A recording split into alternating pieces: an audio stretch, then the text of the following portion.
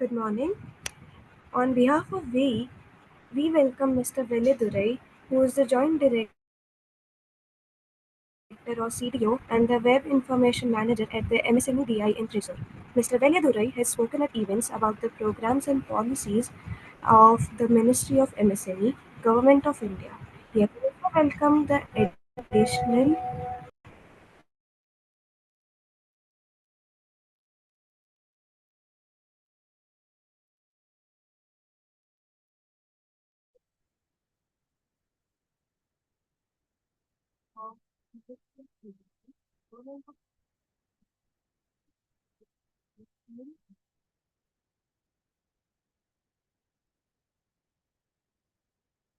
Namaskar. I hope I am audible.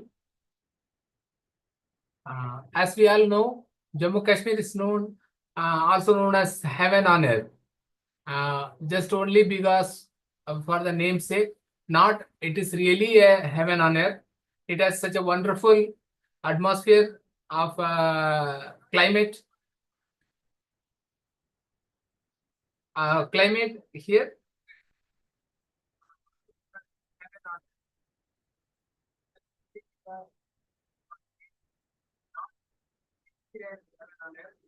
Such a wonderful atmosphere.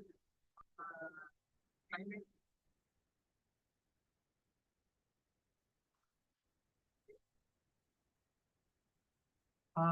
This Jammu Kashmir has wonderful opportunities, food sector, especially in walnut. It's almost a monopoly in India, and we have plenty of apple production in Jammu Kashmir, and we are having only two states which can cater the apple production in India, next to Himachal Pradesh.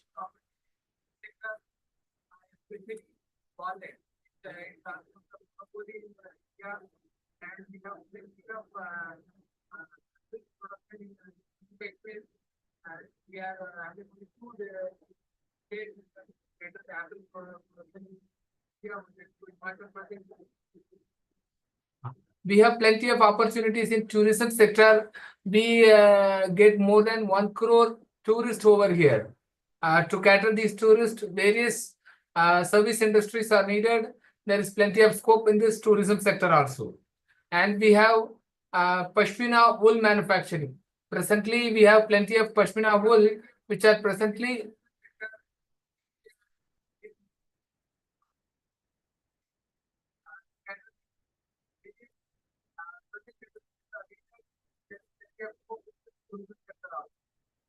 we have Pashmina wool manufacturing. We have plenty of Pashmina wool. We have wool from sheep skins, which are also presently exported to adjoining states like Ludhiana. This wool sector is having wonderful scope for development. We need entrepreneurs in this area, especially in food sector and wool sector. Adjoining states like Ludhiana. Sector is having wonderful scope for development. Entrepreneurs in this area, especially sector and food sector.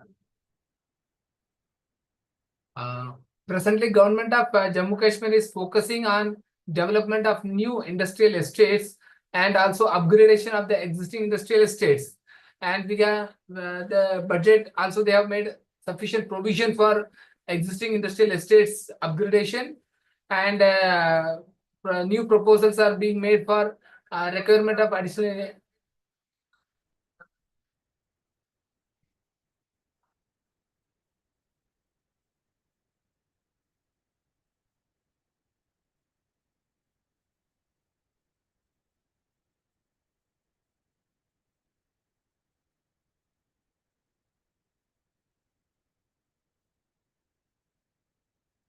Here we have plenty of good manpower, technical manpower, and managerial manpower due to the availability of IAM, which was recently established and started courses, and we have IIT in our JNK, which has also started catering.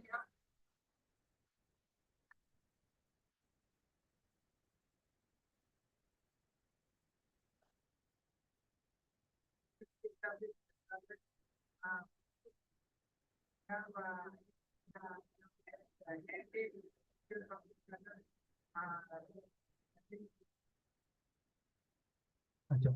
We also have aims in JNK, which is also catering to a requirement of modern health facilities in JNK. And also we have NIT Srinagar, which is catering to the various different trades for technical manpower, which is very much needed for new enterprise.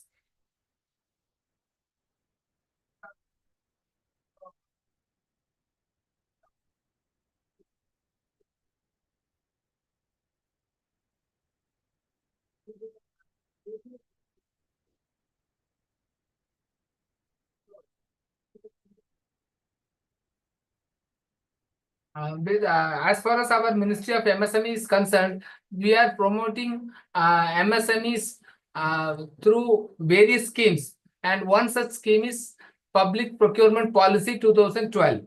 Under this Public Procurement Policy 2012, we have a reservation of 20% for MSMEs of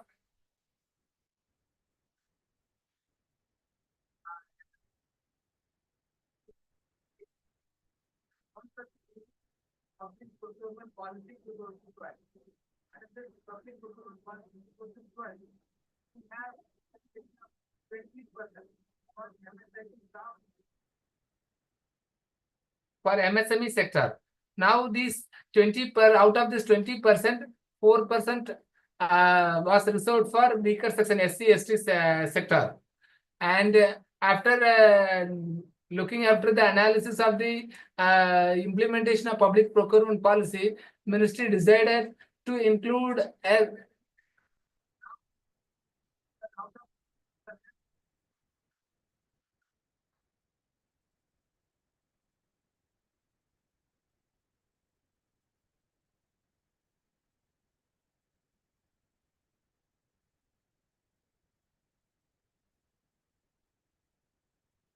include sub-classification for women-based MSMEs. We have specific reservation towards women-based MSMEs as on date, which is 3%. And this target is yet to be achieved by various PSUs and government departments. And for promotion of this public procurement policy, Ministry of MSME is conducting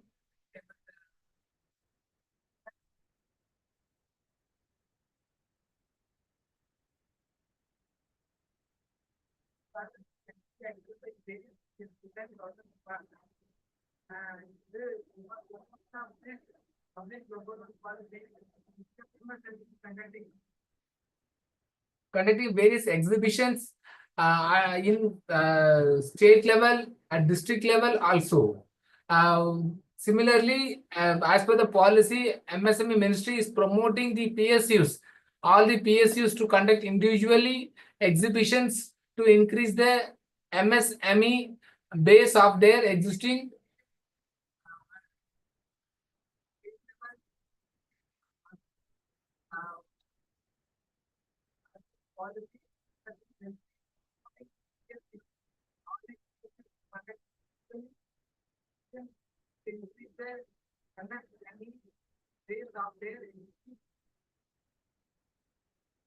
One more promotion aspect of our scheme is procurement and marketing support. Under this scheme, MSMEs can participate in various trade fairs which are organized within our country, and the applications are received online through my MSME portal, and the applications are processed online.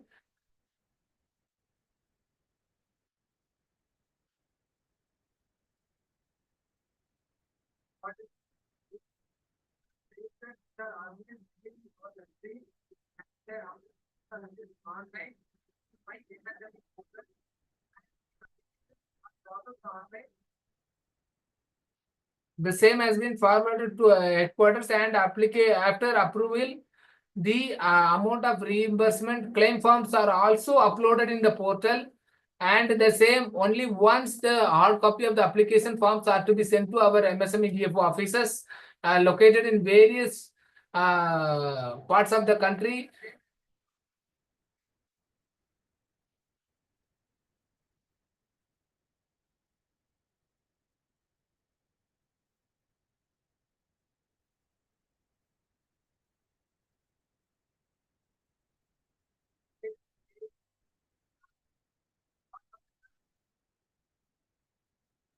In case of bigger states like Uttar Pradesh, we have 3 different offices with jurisdiction of 25 districts. And in case of smaller states, we have offices in Goa also.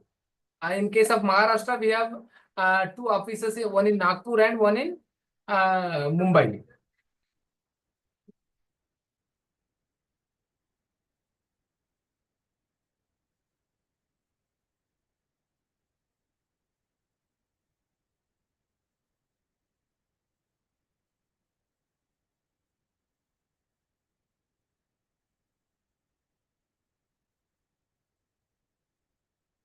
So, Jammu Kashmir, we have plenty of opportunities for new MSME center and coming in. As per our central sector scheme, also we have plenty of opportunities. We have supportive government presently available here, and we have all the schemes.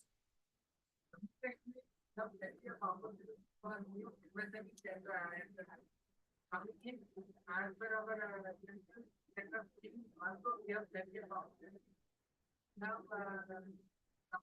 government presently available here, and we have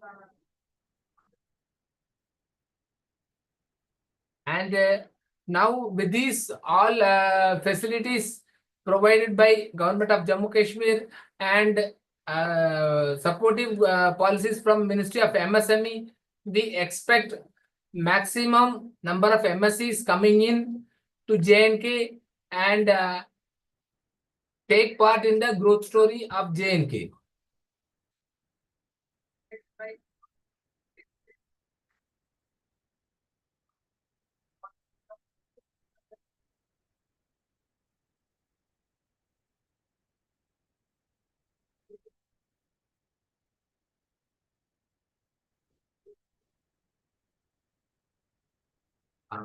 With these words, due to some technical difficulty in the, I could not make a presentation here.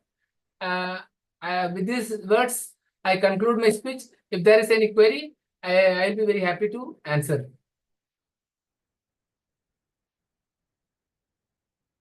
But, some technical difficulty in I could not make a presentation here. This words, I conclude my speech. If there is any query, I'll be very happy.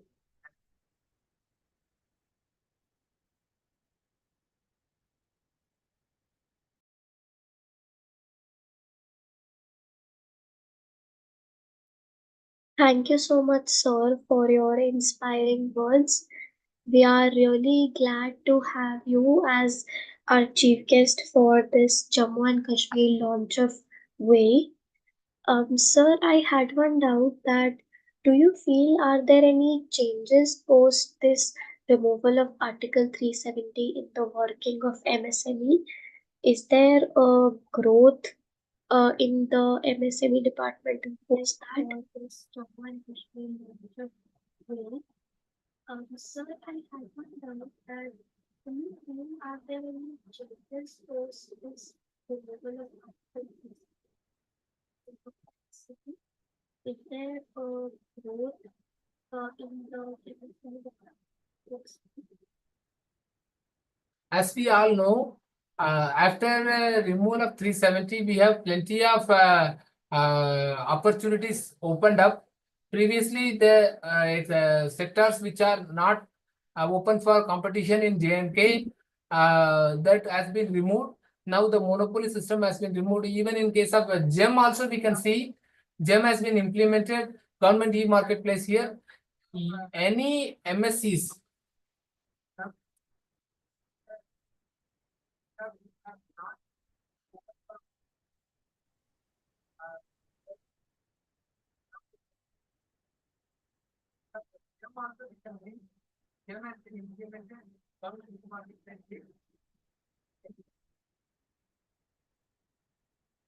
As on date, various parts of the country, we are getting orders through GEM and it is being supplied here. And the supply channels are being very robust. We have received items from various parts of the country. And after 370 removal, things are much better for business climate, especially.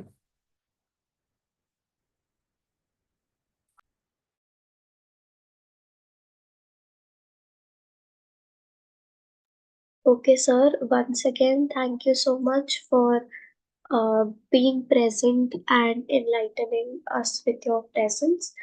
Now we would go on to Mr. Ramswarup Bhaskar. Mr. Ramswarup Bhaskar is an assistant professor in the area of business policy, strategy, and entrepreneurship at IIM Jammu. He has received his master's and doctorate degree in entrepreneurship from IIT Kanpur, India. With over 9 years of experience in entrepreneurship research, education, and mentoring, he has contributed to various projects, publications, and policy interventions related to technology management and commercialization. Dr. Bhaskar has worked on multiple projects for government departments and agencies, including CSTUP, AKTU, NSTE, DBDST. As part of deliverables to these projects, he has devised the concept document for UP Startup Policy. S&T-based strategic interventions were suggested in the identified critical areas of agriculture, MSME, and tourism. He proposed and roadmap framework for CSTUP, proposed the institutional mechanism of Center of Excellence for AKTU, carried out a statewide survey exercise for the NEA National Entrepreneurship Awards by the MSTE, and carried out a nationwide exercise for the impact assessment of NSTE DST.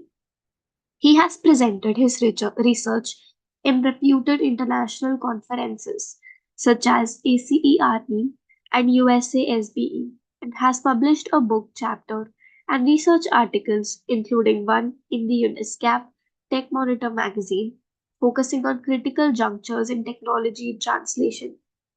He is also a recipient of the prestigious Shastri Research Grant from Shastri Indo-Canadian Institute. Dr. Bhaskar's research interests include startup financing, knowledge partnerships, and technology commercialization. He is passionate about fostering entrepreneurial ecosystems that address societal challenges and create economic opportunities. We welcome you, sir, on the behalf of Women Entrepreneurs India, and now the stage is yours. Thank you very much for a nice introduction. So, a very good afternoon, everyone. And before we start, as on like everything has been told, apart from the thing that I'm also faculty in charge of entrepreneurship development cell at IIM Jammu, and we are like building entrepreneurial ecosystem and fostering students and aspiring entrepreneurs, and also trying to connect with and help aspiring entrepreneurs and small business units that are already there with a program called Small Business Development Units (SBDU). We have established our SBDU units in all districts of Jammu and Kashmir and also in Ladakh as well. We have, as on date, we have provided training to 510 participants, and we are continuously providing. And we are also a pioneering institute for UVA, the UVA scheme of Government of India. Government of Jammu and Kashmir. It says that it's abbreviated as UVA Udyamita Vikas Abhiyan.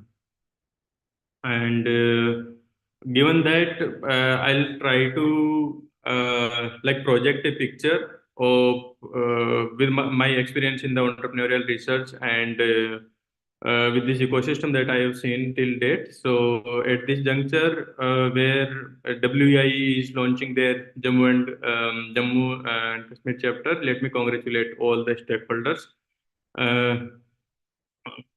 For such a nice platform being as I learned from the website that WEI, some of our students are also doing internship with WEI. So it's a wonderful venture wherein students are being provided like an opportunity to do an hands-on training on the entrepreneurs and startup to work with startups.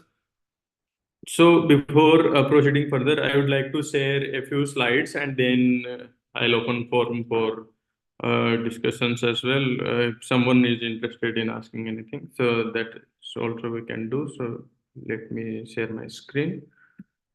And yeah, I think it's visible now. So it's like fostering entrepreneurship and how we are, what is the current ecosystem and how we are planning to do it now. So it's focused on that. There are only 5 slides, so nothing to worry much about, like the number of slides and all. So as of now, the popular models of engagement of university and industry are like universities developing technology. They work in their own, what do you say, sphere, and industry, like if they find anything interesting, they purchase directly from the universities. Also, some joint research programs are going on. So wherein industry and university both come together and they do research and develop products.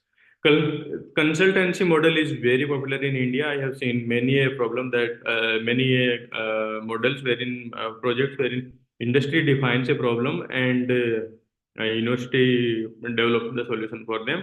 But there is a principal agent kind of a relationship, and obviously it has their own flaws and things because they don't know the side of the market or to say the industry. So why these things are there? Like because the majority of the R&D is being sponsored by government. If you see, like more than 50% of the R&D in India is government sponsored, right? Wherein in other countries, most of the R&D is being done or sponsored by the businesses and industry. And mm, so the problem with the industry and university working in their own sphere or in silos is because universities, they have scientific curiosity, they work for publications, they have some peer culture kind of a thing, so they and pressure, so they need to publish it more. In the industry, their intentions or objectives are very different. They are more of return oriented. They want to protect their IP, and they like publishing and perishing. They don't believe in that model. Uh, so they are from Mars, and universities are from Venus, we can say, right?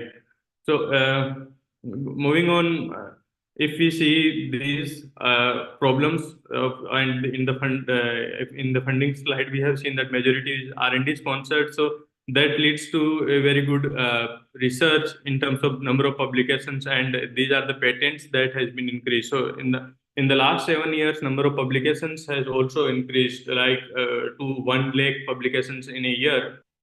And in terms of patents, also in a scaled view, if you see, then the 28% of the total patent that are filed, like they take around 6 to 7 years to get published. So there are two major critical junctures. So we have very good publications that are coming out now from India. So there is a big juncture like between filing the patent, and the most thing that I have observed in Indian startups is once they have their patent, they have their product, so they are not able to commercialize their particular what do you say the product. So I will explain this through an example wherein Simputer, a device called SIMPUTER, Simputer, developed by IISc Bangalore, and in 2001. It was kind of a device that we use like a mobile phone nowadays in our hand. So and it used to have an accelerometer and the other sensors. And but apart from all those efforts, and given because it was tailored to the conditions of India, but did not achieve the commercial success it deserved.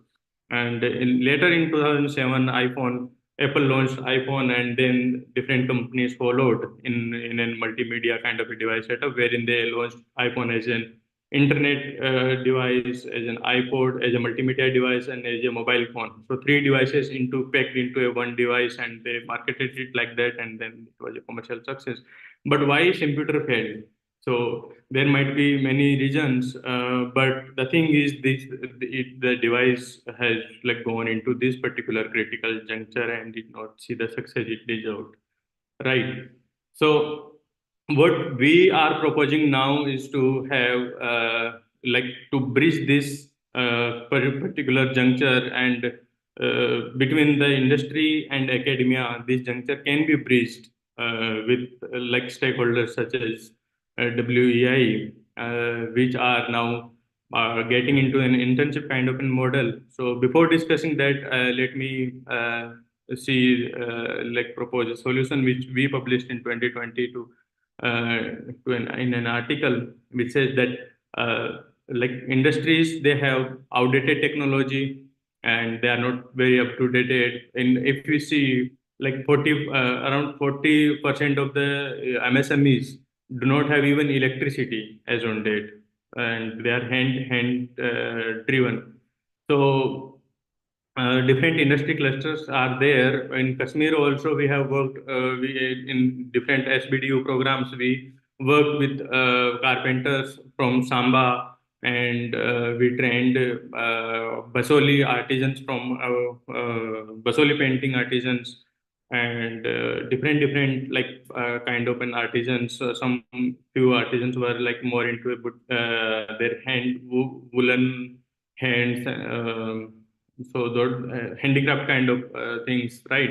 So craftsmen and skilled manpower, technical graduates. So these many enterprises are there. We can form some clusters, and these are the also challenges. Like these clusters are outdated in technology, and then they don't have much of like product and process improvement. So what we can suggest is we try to like create an repository of problems from all these industry clusters, and then small businesses and entrepreneurs and are facing. So that kind of a repository of problems our students can work, and if the WI also can like provide us with an repository of problem, so we can provide our students to work. For example, I have seen an woman entrepreneur in one of the SBDU, Small Business Development Unit, that program we run. So she was a trainee of that particular program, and she was facing a problem like how she used to make pickle called achar also. So and she was not able to market it well, right? So she was facing difficulty in marketing. So one of our student can like collaborate or can work on her problem, can devise a story, can build a story around her product offerings, and then market it, brand it, and use digital marketing or different avenues or the tools, social media influencer or whatsoever, to market. So whatever the like feasibility according to her budget and things, so that can be done. So those kind of problems these small businesses and artisans and entrepreneurs are facing. So that kind of a repository of problems we are like envisioning. And as a part of the course curriculum and the project course projects also, we try to like give those problems to our students. So then once that is done, then student also have like different aspects and experience of working with the small businesses. So then what they can do is like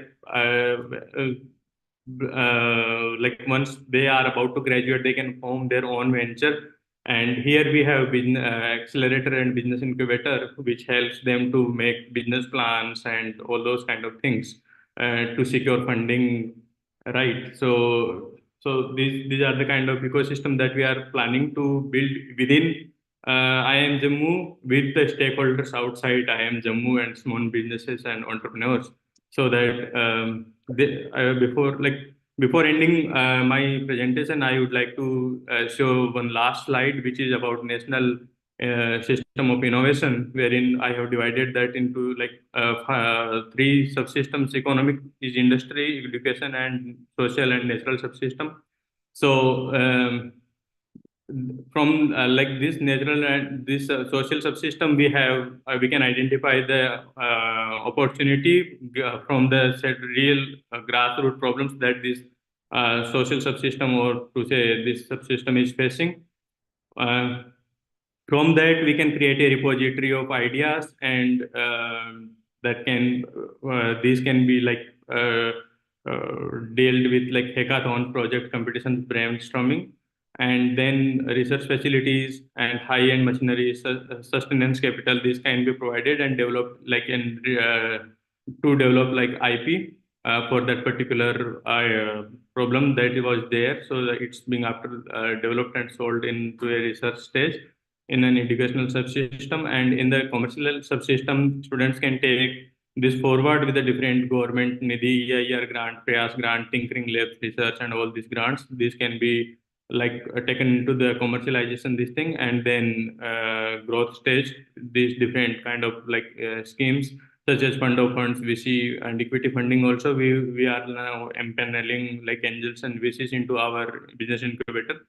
So in that way, we'll be completing the whole ecosystem that is there. This is all that from my side. These are my publications, and thank you so much. So, I think these were like startups, different startups. Would I have had more time, I could have shown like how these 5 startups have worked and used resources. So we can take that later. So. Thank you so much, sir. Your presentation was very informational, and we actually learned a lot about the background of startups and all. I had a question that what kind of knowledge did you give in your SPDU program apart from what usually MSMEs give? Okay, so so your question is how SBDU offerings are unique, right? So in that, first of all, we try to understand we have their pitches, right? So in their pitches, we come to know like what are the requirements or the things that they need. Particularly, for example, the lady with the pickles, right? Now we know that she needs help in marketing. So then we'll tell her and handhold her, mentor her in terms of developing her marketing expertise and what are the different things that are needed. So we handhold them to make their complete comprehensive business plan. We help them to get funding from all that you mentioned, MSMEs and all those are there. Those schemes are also there. So they provide the funding, but we, as an institution, as a knowledge partner, what we do is to bridge that information asymmetry. We do not provide any specific funding or those kind of things that are already there. So we help them to use or leverage the existing schemes that are already there if they need that kind of a thing. So we ask them to go to particular bank, J&K bank, and we help them to plan, make their business plan, and then they go there. Yeah, I think I answered your question. Yes, sir. Definitely, you answered my query very well. Thank you so much, sir, for your presence. We are honored. Thank you. Yeah, thank you so much. Any more queries or anything? We are here at I am Jammu, so anyone, anytime you can email me. I'm there, and I'm more than happy to address query or in my capacity and with our students and all with entrepreneurship development cell. will be having our event in like 2-3 months. So I'm inviting everyone to be part of the I Am Jammu Entrepreneurship Summit, and let's build this ecosystem together. Thank you so much. Thank you, sir.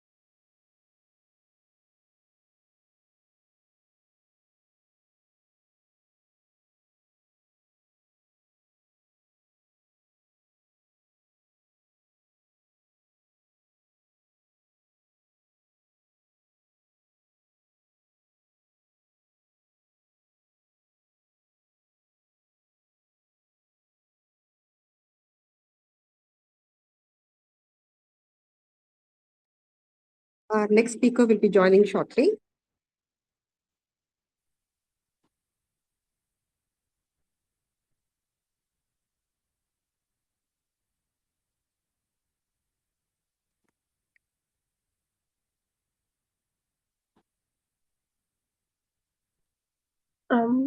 As on behalf of WEI, I am Kashvi, and our next speaker is Miss Rubina Sushil ma'am. Rubina Sushil ma'am's journey into entrepreneurship has been that of sheer determination and resolve. She has been associated with the Indian media for nearly 3 decades, having worked with leading newspapers, news agencies, and magazines. She left it all to chase a dream, that of starting something of her own, a passion that she has nursed for many years. Thus, she stepped into the field of entrepreneurship by starting a preschool and daycare in Gurgaon. Within a span of 3 years, she had 4 branches in Gurgaon. Unfortunately, COVID came as a rude shock and the schools had to be closed. Although she tried to revive them, it was futile as post COVID parents were not sending children to daycare. She had been also associated with the travel agency for a very long time, but it was on a freelance basis. The idea was to start a travel agency where the consumer was the king. The holiday planner is based on this very idea. While the vacations are completely customized according to the needs of the guest, the itinerary is completely flexible. Miss Rubina also found that the magnificent golf courses of Kashmir were not being tapped enough. In 2022, she took the largest contingent of golfers from South India, 188 people, to Kashmir. This was reported in all the major newspapers of Jammu and Kashmir. There was no turning back after that. Since 2022, she has taken nearly 400 golfers to Kashmir. Miss Rubina is a published author also. She has written 2 books on Kashmir. One is a coffee table book called Under My Blue Sky, in which she showcases things about Kashmir that not many people know. Her second book is a compilation of short stories called Chinar Tales. Each story beautifully depicts the intricate social structure of Kashmiri facilities. We welcome Miss Rubina for this Jammu and Kashmir launch. Thank you so much. Hello, everybody. I'm Rubina Sushil. I'm extremely grateful for the opportunity to represent the women entrepreneurs of Jammu and Kashmir. It's a matter of pride for the entrepreneurs of Jammu and Kashmir to be given this very, very big and important platform and this opportunity to be associated with WEI. Jammu and Kashmir has been an important stop for an ancient trade route called the Silk Route. Some important businesses here are handicrafts that include carpets, hand embroidery, shawls, and then there is dry fruit. There is saffron, honey, fruits like apples, cherries, and of course, farm products like silk. These products have been recognized the world over for their superior quality and fine craftsmanship. Women have been an important part of this industry from the very beginning. The earliest memory of an entrepreneur in the family is that of my grandmother, my dadi, who was a single parent, but she used to spin yarn to provide for the family kitty. There are thousands of women like her who have been working relentlessly and have been totally unrecognized to help for the economic situation of the family.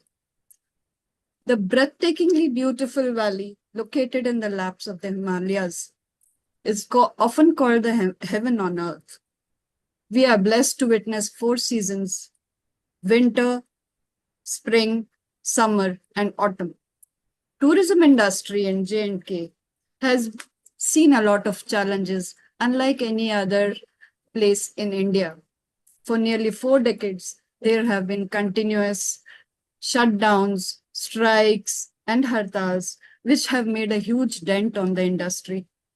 Last few years, we have been trying to limp back to normalcy. But given the dedication of service providers, we are now on the top of the game. Today, we have risen out of the ashes and are a strength to reckon with.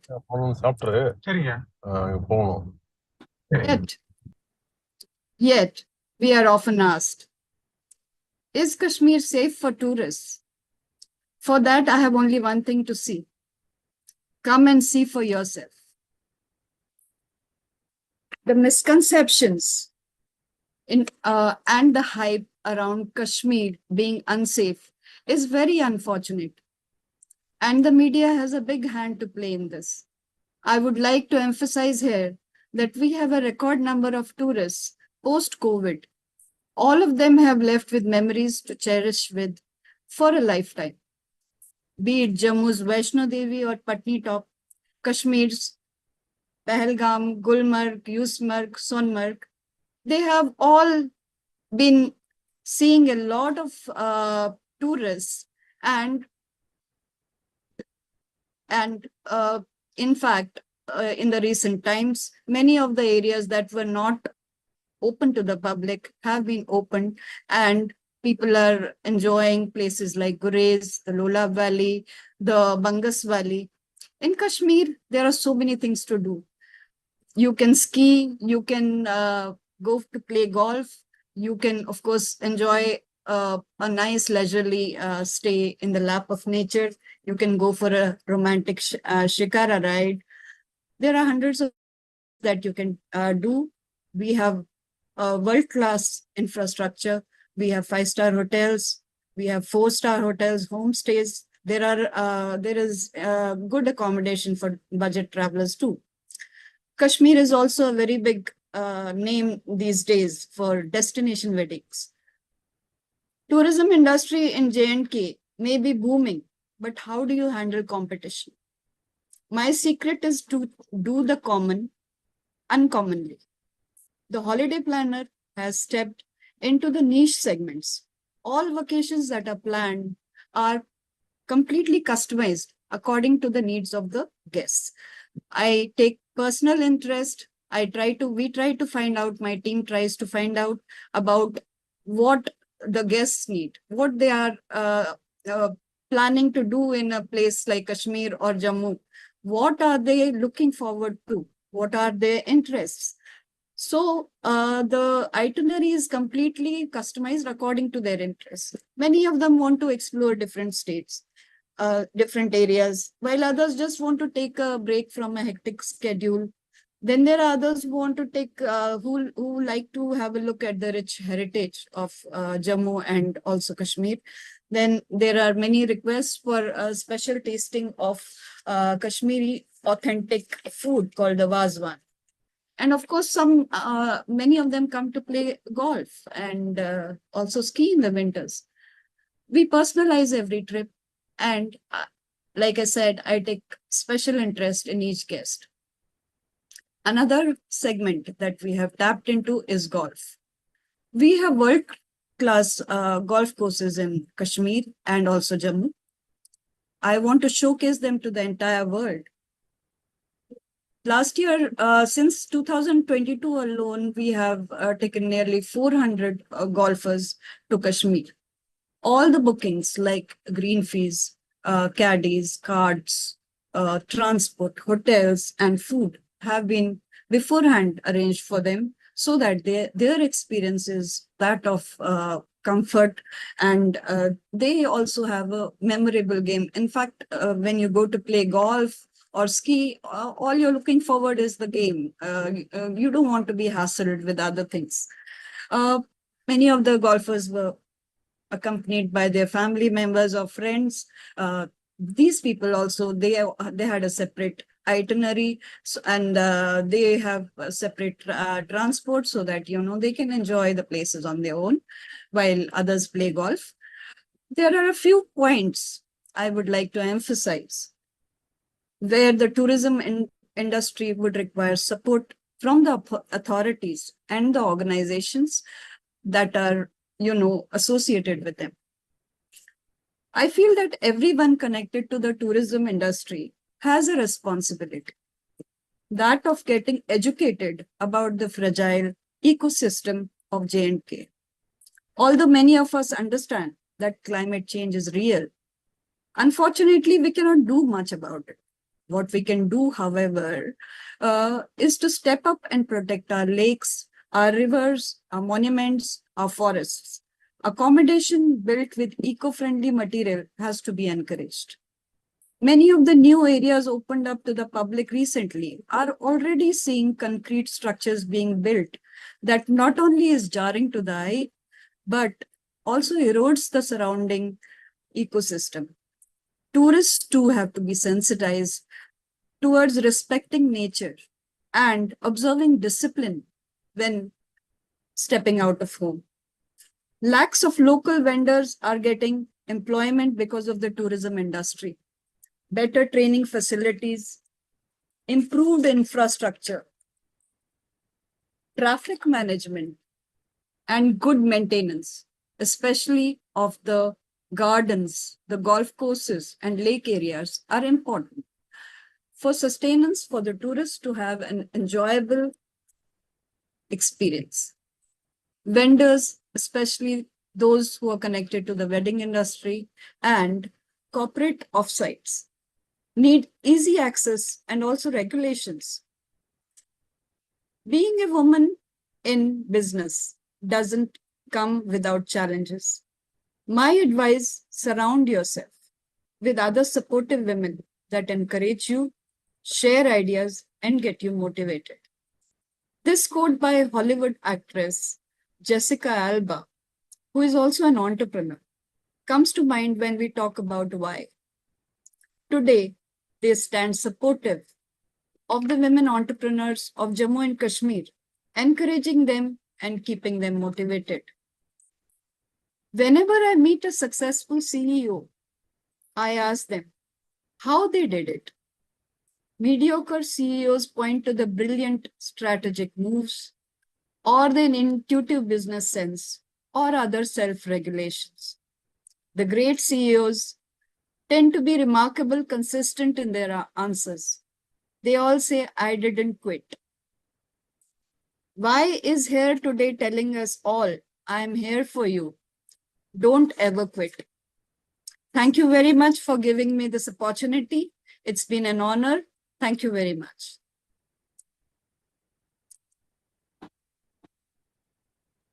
Thank you very much, ma'am. It was a pleasure hearing you, and hearing the essence of Jammu and Kashmir actually inspired us to go there. I had a question that how do you face the competition from the established booking.com and all those traveling apps? Yes. So, like I said, you have to do something differently.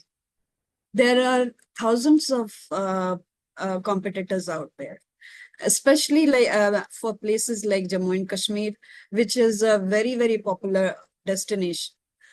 Now, I have uh, I have carved a niche for myself, for my business. Like I said, I have tried to personalize every trip. What I notice from my personal traveling also is that the travel agents will do everything for you. Once you pay for your trip, your accommodation, your transport, well and good. They'll also make an itinerary for you. But taking a personal interest in the guest, that is what is lacking today. So this is where I come in. My take is this, that the guest, when they arrive wherever, it may be anywhere in India or even abroad, there should be a contact point for them, for anything, any query. It can be maybe their air tickets got their air tickets had some issues, their accommodation, maybe some issues, or even when they are on vacation, there might be some things that they would want to clarify. In my own travels, I have seen this, that this thing is lacking, but we have a team everywhere, and it is very much required, somebody, a contact point who you can talk to when it is required.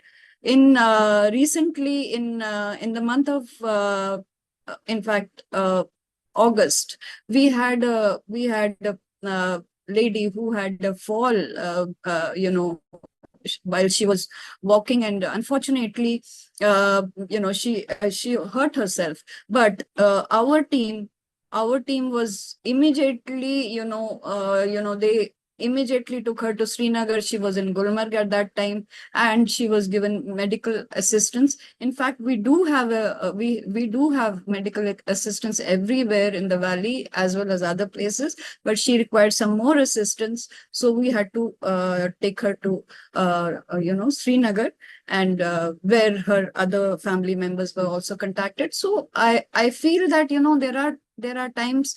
Then there was another person who was staying in a guest house, and they were not our guests, but they had gone with some other people. But it was winters and there was no electricity there. uh, uh, Fortunately for them, they had my number and they called me up, and in the middle of the night, in the winters, we managed to take them to some other place where there was heating and all. And these things are there.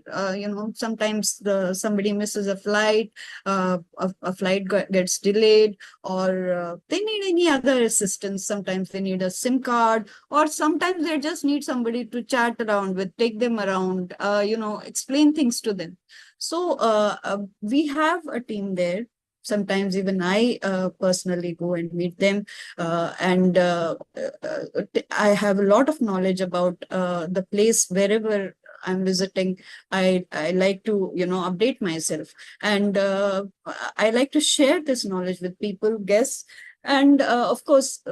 We also give them a lot of recommendations, like where to shop, which places they will, because we know their requirements. We have found out, we have a proper questionnaire. We ask them about their interests, so we give them a lot of suggestions. So I think that is where I step in, and that is where, it's really helping in my business, I think. That's where I'm different from the others. Thank you so much, ma'am. I totally understood whatever you explained, and we are very glad to have your presence in this event. Thank you so much for gracing this event. Thank you so much for having me.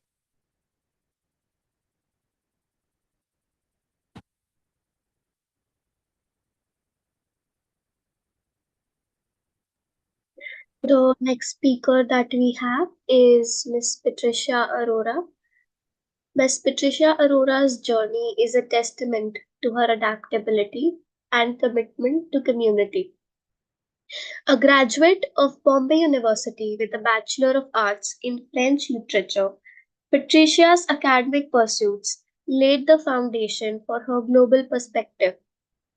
Her passion for her languages led her to Paris, where she deepened her linguistic skills with an advanced diploma in bilingual translation and a superior diploma in French language. Professionally, Patricia's career began in Paris at Sysmode, a French software design company. Collaborating with international engineering teams, she played a pivotal role in the development of early internet technologies. This experience exposed her to the cutting edge of technology. Upon returning to India, she continued her contributions to cultural exchange and community development.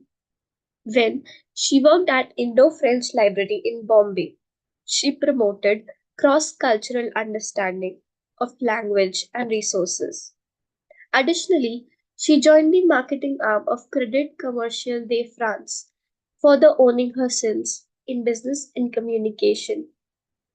She migrated to Queensland, Australia, where she continued her pursuit of knowledge and engagement. She earned a diploma in community case management from Australis College in Brisbane, demonstrating her commitment to welfare. Her dedication was recognized with the prestigious Queensland Vet Student of the Year award in 2018. Her journey is remarkable as a global citizen who has used her education skills and passion to make a positive difference in the life of others. We welcome Miss Patricia on this WEI-ICON 2024.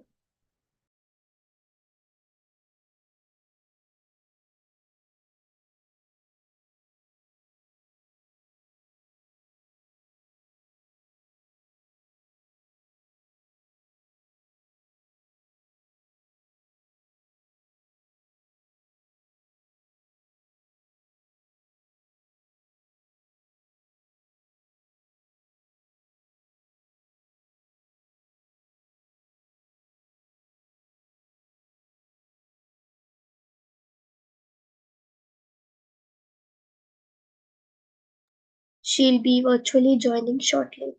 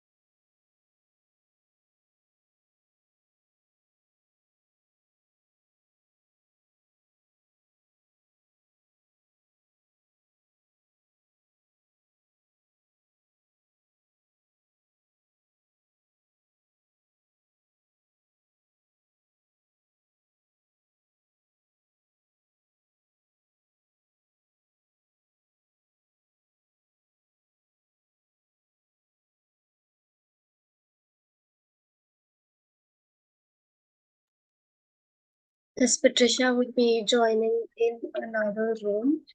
So, our next speaker is Mr. Parvez Alam.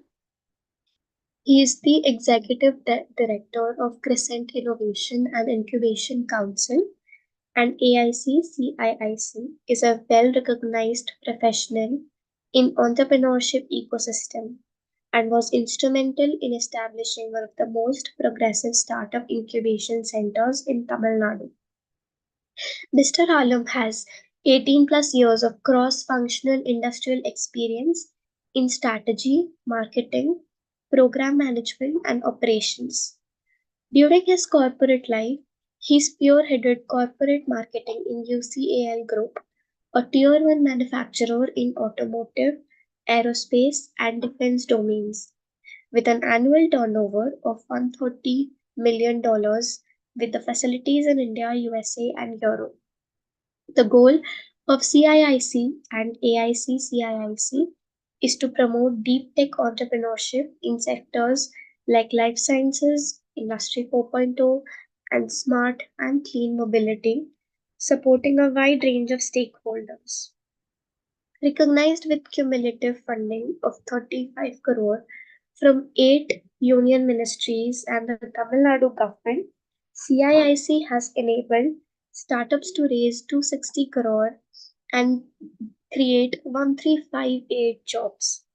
Ranked as India's third best bio incubator by Biospectrum, CIIC is uniquely positioned to expand entrepreneurship to Tier 2 and Tier 3 cities and rural areas.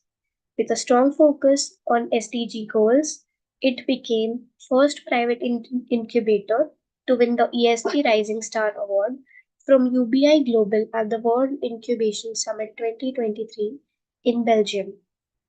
I invite Mr. Parvez to speak upon this and take the floor.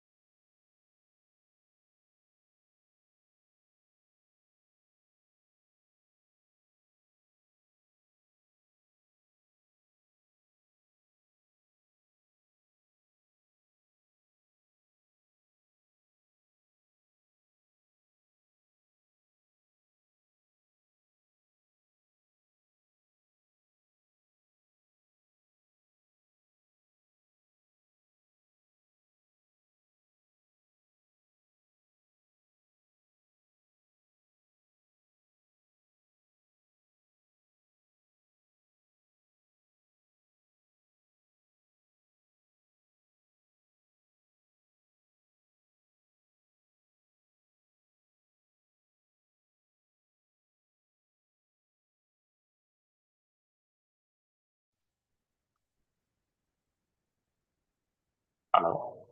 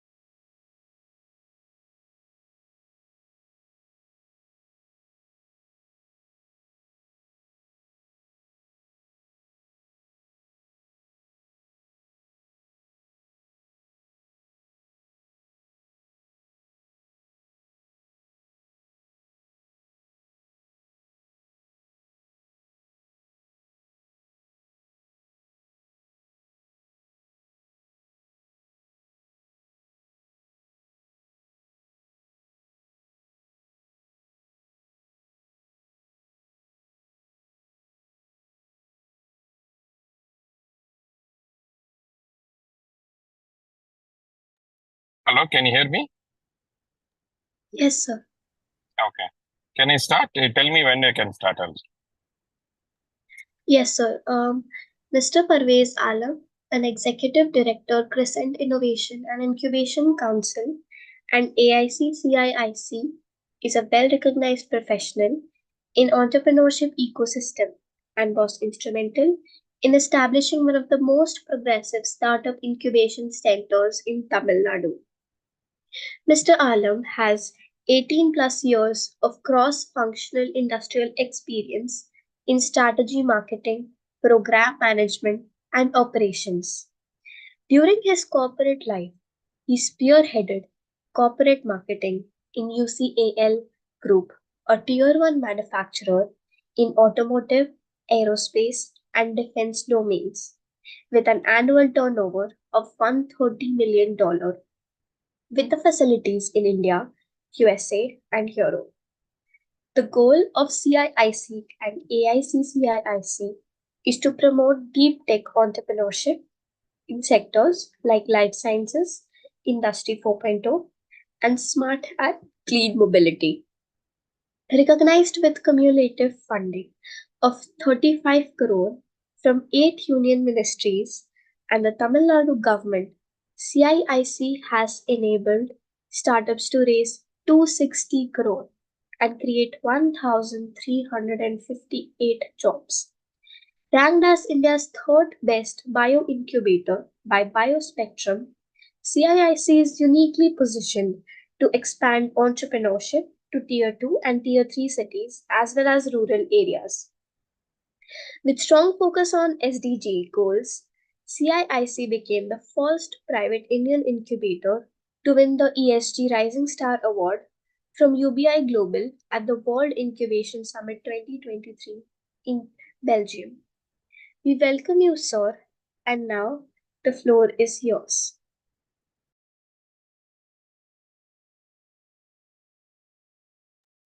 Yeah, thank you for the introduction and thank you for Women Entrepreneurs India, especially Ms. Mahalakshmi for giving this opportunity. So I wanted to just briefly talk about what are the funding opportunities for new business. Not restricted to startups, while predominantly we support startups. There are a lot of schemes for MSMEs also. So I will just briefly explain that also. Yeah, so when it comes to seed funding, there are 4 stages where one can try for seed funding. One is proof of concept, prototype development, product trials, and market entry and commercialization. These are the various stages one can apply for funding. There are different schemes at different levels at all these stages. So predominantly the source of seed funding is corporate seed funds and incubators like us, and where we will provide, and accelerators. So we are more a blended incubator accelerator and angel investors. These are all the mainly seed investors. There are crowdfunding, but crowdfunding is restricted to only for social type of funding. Yeah. So the seed fund, there are pre-seed funding, seed funding, series A, B, C, D, and then IPO. IPO is finally you go and list in the stock exchange. Yeah. So these are the various stages of funding. So as you see here, there are stages, different stages I have given below: idea, proof of concept, prototype, approvals, trials, and commercial production. On the top, I have given what are the funding limits, like from 2 lakhs up to, so from the incubator like a CIC, from 2 lakhs up to 50 lakhs. Now there are some schemes now giving for up to 1 crore funding, which we are partner into this. So from 2 lakhs up to 1 crore, you can depend on the incubator to get that seed funding. These are the various government schemes listed in the green. And typically 50 lakhs and above, you go to the angel investor who will get up to say 10 crore. From there, 10 crore, you can go to the venture capital and private equity. Yeah, next. So we, as I said, we are closely work with Government of Tamil Nadu and Government of India, various ministries. And this is EDI, Entrepreneurship Development Innovation Institute, Tamil Nadu. They give 2 lakhs and 5 lakhs. It's called voucher A and voucher B. You can get this apply for even for idea stage itself. Even you need not have a prototype. You can even for the proof of concept, this fund is given. And we have got for 60 startups so far from the Tamil Nadu on this grant. Yeah. So we are the highest one in Tamil Nadu to get that grant for 60 startups. This is seed fund support for Tanseed. We are a partner, implementation partner for Tanseed. They give up to 10, from 10 to 15 lakh they will give. It's recently also they have given, and so Startup India Seed Fund Scheme is the up to 50 lakhs you can get it. This is given directly by the incubator. So we are one of the Startup India Seed Fund partner. We have given fund up to 50 lakh. So currently the call is open. In case anybody who are eligible to apply, please go to the website Startup India Seed Fund Scheme and choose our incubator and then apply. Within 45 days, you will get the result and the investment committee meeting, and then as well as you will get the result. Next. This is called Nidhi Priyas. We are also one of the Nidhi Priyas partner. We give up to 10 lakhs. This is for the hardware prototype grant. So softwares we will not give, but hardwares we can give up to 10 lakh we give. And this is nationally, Science and Technology Entrepreneurship Development Board. They give the seed support, which is the up to 50 lakh you can get. There are some incubators who are already implementation for this. Next. So this is MEITI fund. We are one of the MEITI startup hub partner. We can give up to 80 lakhs, 40 lakhs from MEITI and 40 lakhs from angel investors and private investors. BIRAC, they give big grant. The big grant is 50 lakh. So they will get up to 50 lakh, and they should be less than 5 years old to get that grant. This is primarily they should have do something on the life science and biotechnology. Next. So MSME fund of fund is there, where it will be given to early stage growth hub, Ministry of MSME. And Atal Innovation Seed Fund Scheme, we are also one of the Atal Innovation incubation partner. So they get up to 12.5 lakh seed fund scheme. Next. So this is the prism from 2 lakh up to maximum grant of 15 lakhs, 50 lakh. It is given by the DSAR. So we have one of the startup who are received this amount. So these are all the various schemes. As you see here, there is a Prime Minister's Employment Generation Program, and then these are all the various MSMEs. So primarily for Z certification and for skill upgradation, and so all this pottery activity under Grama Vikas Yojana. So these are all, as you see here, for the beekeeping. So these are all the various schemes primarily given for MSMEs. So like low tech startups, like you don't have a great technology, but you're working on the livelihood. For example, we support startups who are in the seaweed, converting medicinal products, mushroom to medicinal products, and so on. Right. So these are all the various schemes available. Yeah. So thank you. Thanks again for WEI for giving me this opportunity. If you have any questions, maybe I can quickly respond it.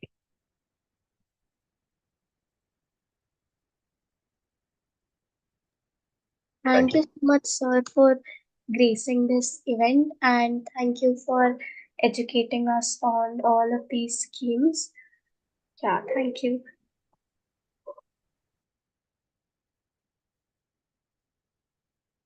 Yeah. So can I disconnect or any?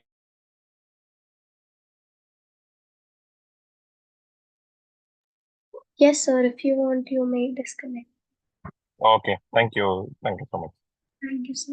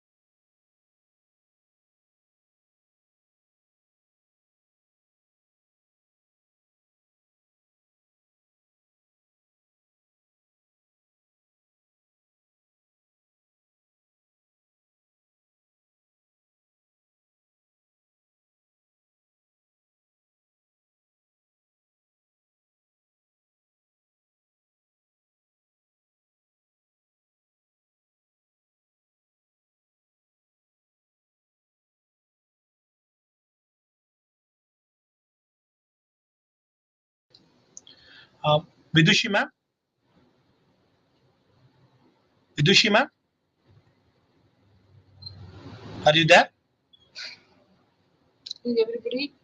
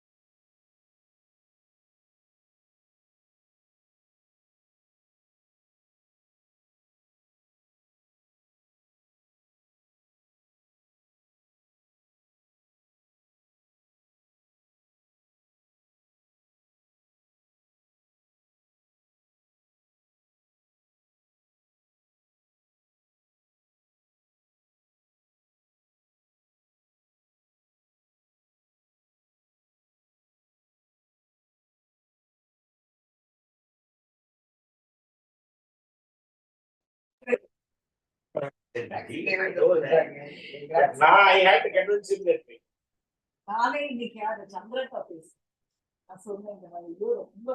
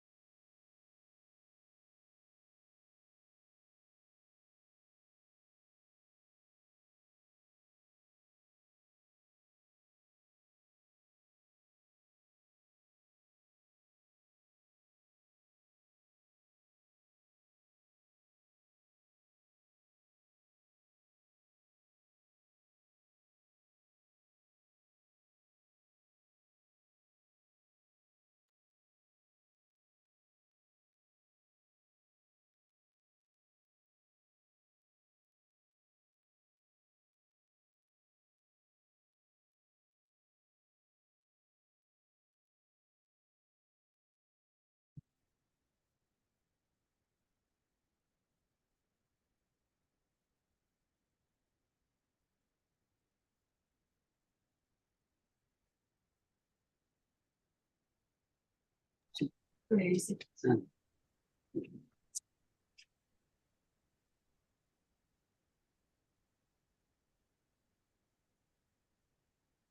pa. Good afternoon.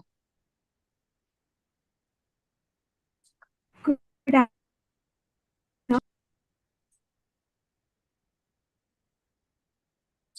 Good afternoon.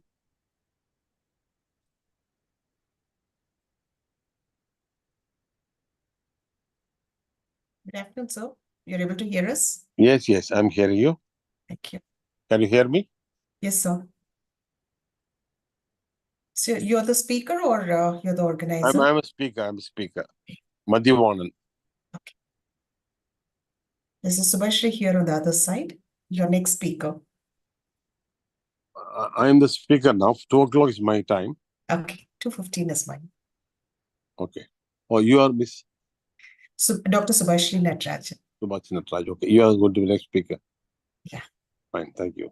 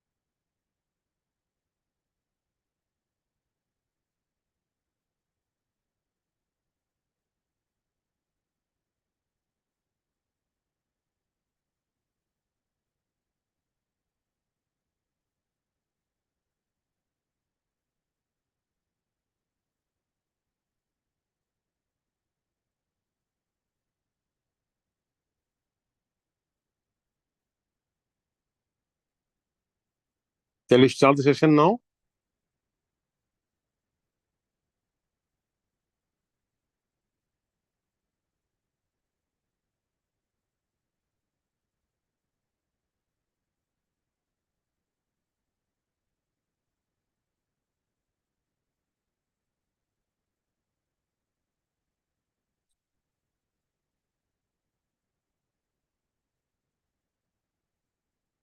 My name is M.S. Madhivanan, Chairman, SSM Group of Institutions.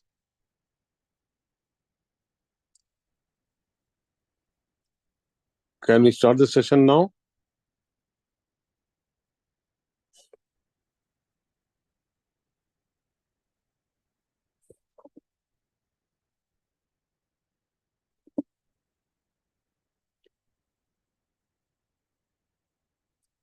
Okay. Good afternoon, everyone.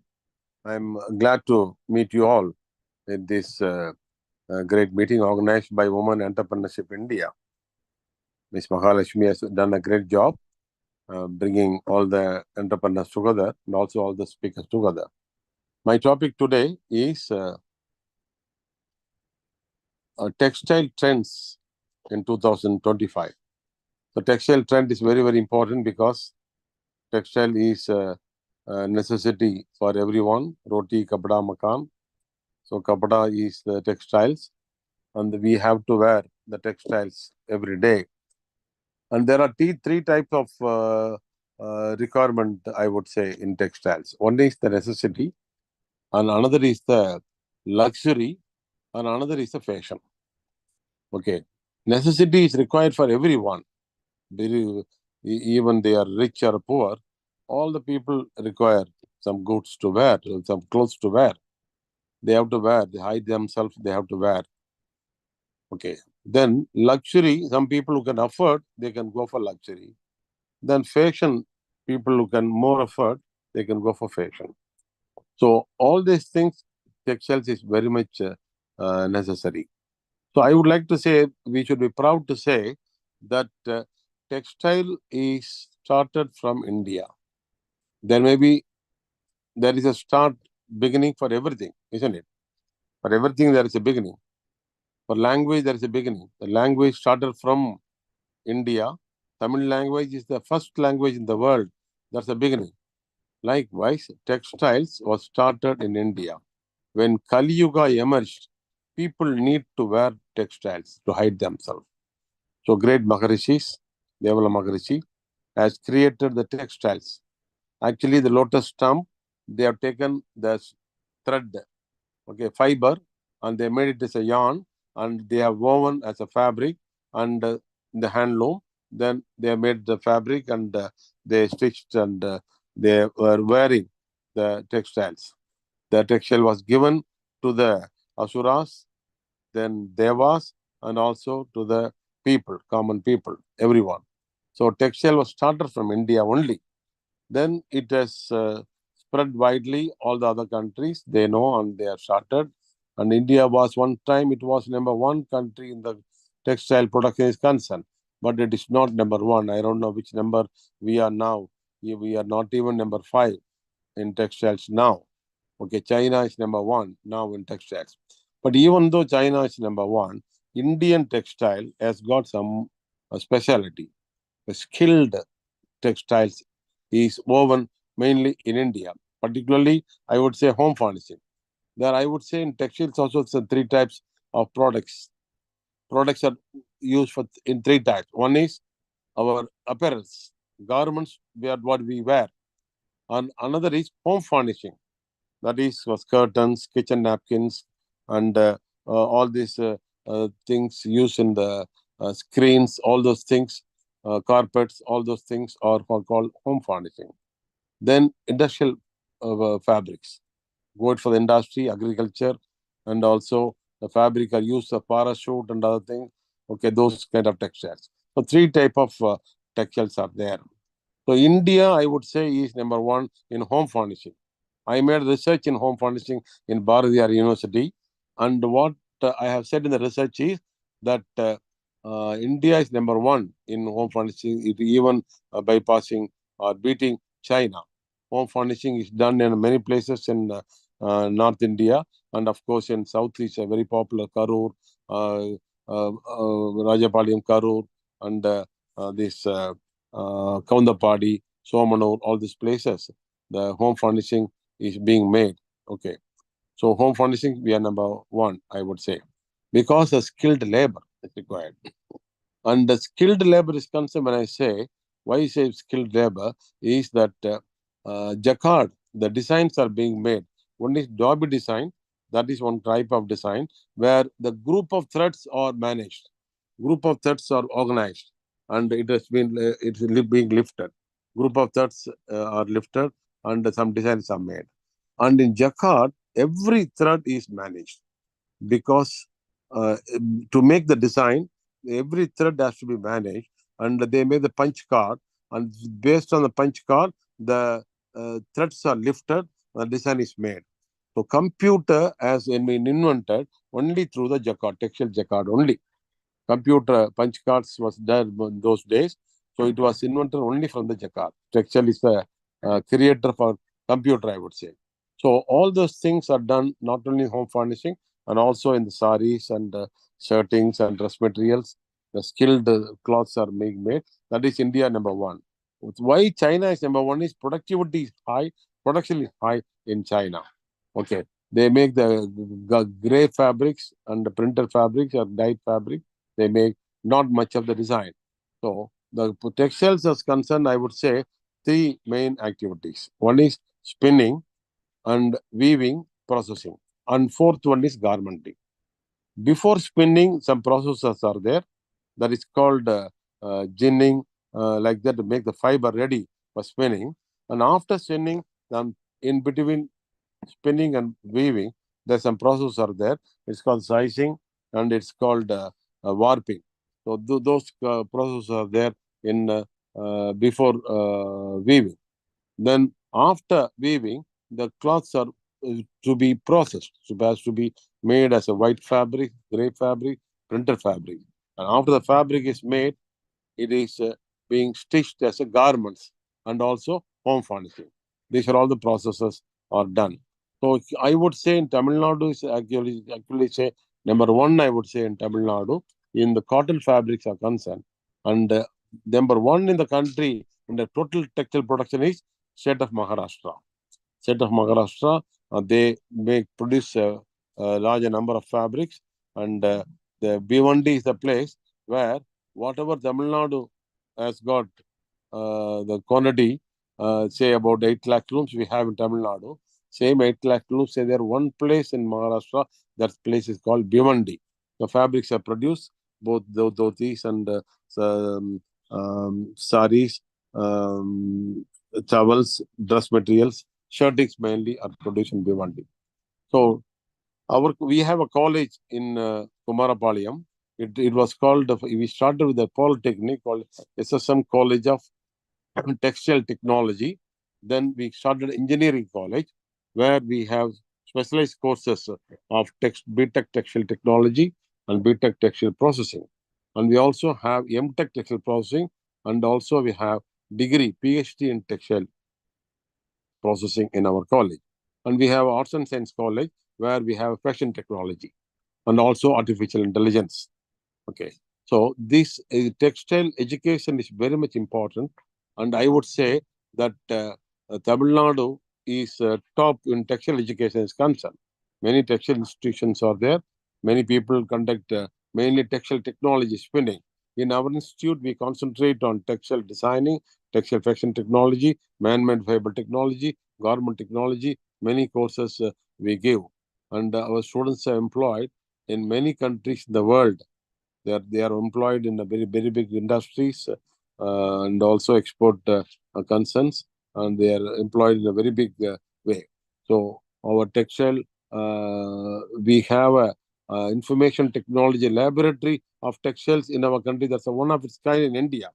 IT lab in textiles, where information technology we introduce in textiles. So powerloom is concerned, as I told you, powerloom is number one industry in our country. Powerloom is number one industry in the sense weaving layer we have handloom, powerloom, automatic loom, rapier loom, airjet loom, like the different type of looms are there. So handloom gives less production, maybe hardly about 5 to 10 meters a day, and power looms gives more production, maybe around 50 to 60 meters a day. And when we go for automatic and airjet looms and rapier loom, it gives about 300, 400 meters a day. So production is very high, wide width fabrics can be made. In Tamil Nadu, we have about 8 lakh looms, out of which hardly about 10% of the looms are sophisticated modernized looms. We have created a high-tech weaving park in my place, Kumarapalayam. That is one of its kind in India. That's the first of its kind, I would say, in India. After that, they are made in many places where we have imported looms and we are producing wide width fabric supplied to the garment unit and also export. So the high-tech weaving park is being set up there. And government is also giving lots of benefits for the textile people as per our request. They give subsidy, they give 25% subsidy they give if you go for modernized looms. Like that, there are many facilities government is giving, utilizing that, we can put the industry. So textiles is concerned, I would say that we don't have to worry about the existence or performance of the industry, because people need to wear the fabrics. They need everybody, even though we have less money, we buy the fabric for necessity and wear. So textile industry will not go down at all, and our students are very well employed, and all the students passed out from our college are employed. Nobody is unemployed, employed very well. So why I say textile will not go is the population is increasing. The population of our country is about 140 crores people. Everybody need textile, everybody wear to wear textiles. So the growth of consumption is increasing based on the growth of the population. At the same time, one more thing is per capita consumption of the textiles. Per capita consumption, how much fabric we use every day. Fabric means, as I told you, garments, home furnishing, household fabrics, all those things, including carpets, towels, and underwears and garments, everything put together. The per capita consumption was about 10 meters a day, a year. Indian population was using about 20 years back.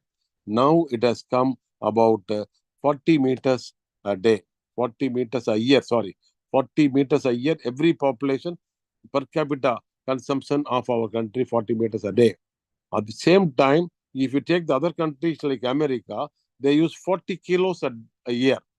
40 kilos of fabrics consumption of American people in per people per person in that country. Almost, I would say, 10 times more than India, they consume textiles. So when their population also increase, our population increase, the requirement per capita consumption increasing. That's why growth of requirement of textiles is high. So at the same time, the fashion changes. We have to weave accordingly, and we have to change our production, and based on that, the people will buy the fabrics, and they use for their use. So the textile, definitely it will not go down at all. It will definitely go up. And textile industry in 2005, the trend is very good, because there are many things. Smart textiles is there, and many developments in textile. Non-woven textiles, we don't have to weave the fabrics. Non-woven textiles is being made, and like that, the fibers also, they are making some many changes in the fibers. Cotton, synthetic. Okay, it was only cotton was produced earlier. Before cotton, it was wool. Then, as I told you, beginning was the stump of the uh, lotus flower. Okay, then wool, then cotton, then synthetic. Man-made fabrics are coming now. Man-made fabrics, I would say, Surat is number one in the world, and cotton fabrics concerned, number one in the world is Tamil Nadu. So I am very glad that to participate in this meeting. The time is over now. So textile trend is very good. India, we are proud that we are the creator of textile, and also we produce textiles and supply to many countries in the world. Thank you very much, gentlemen and ladies, for listening to me. I am very glad that Mahalakshmi has done this program very well. I give my sincere appreciations to her. Thank you very much. Thank you so much, sir, for your inspiring words and valuable insights. Your knowledge and experience in the field of textile has truly enriched our understanding. Thank you so much. Have a great day. Thank you very much.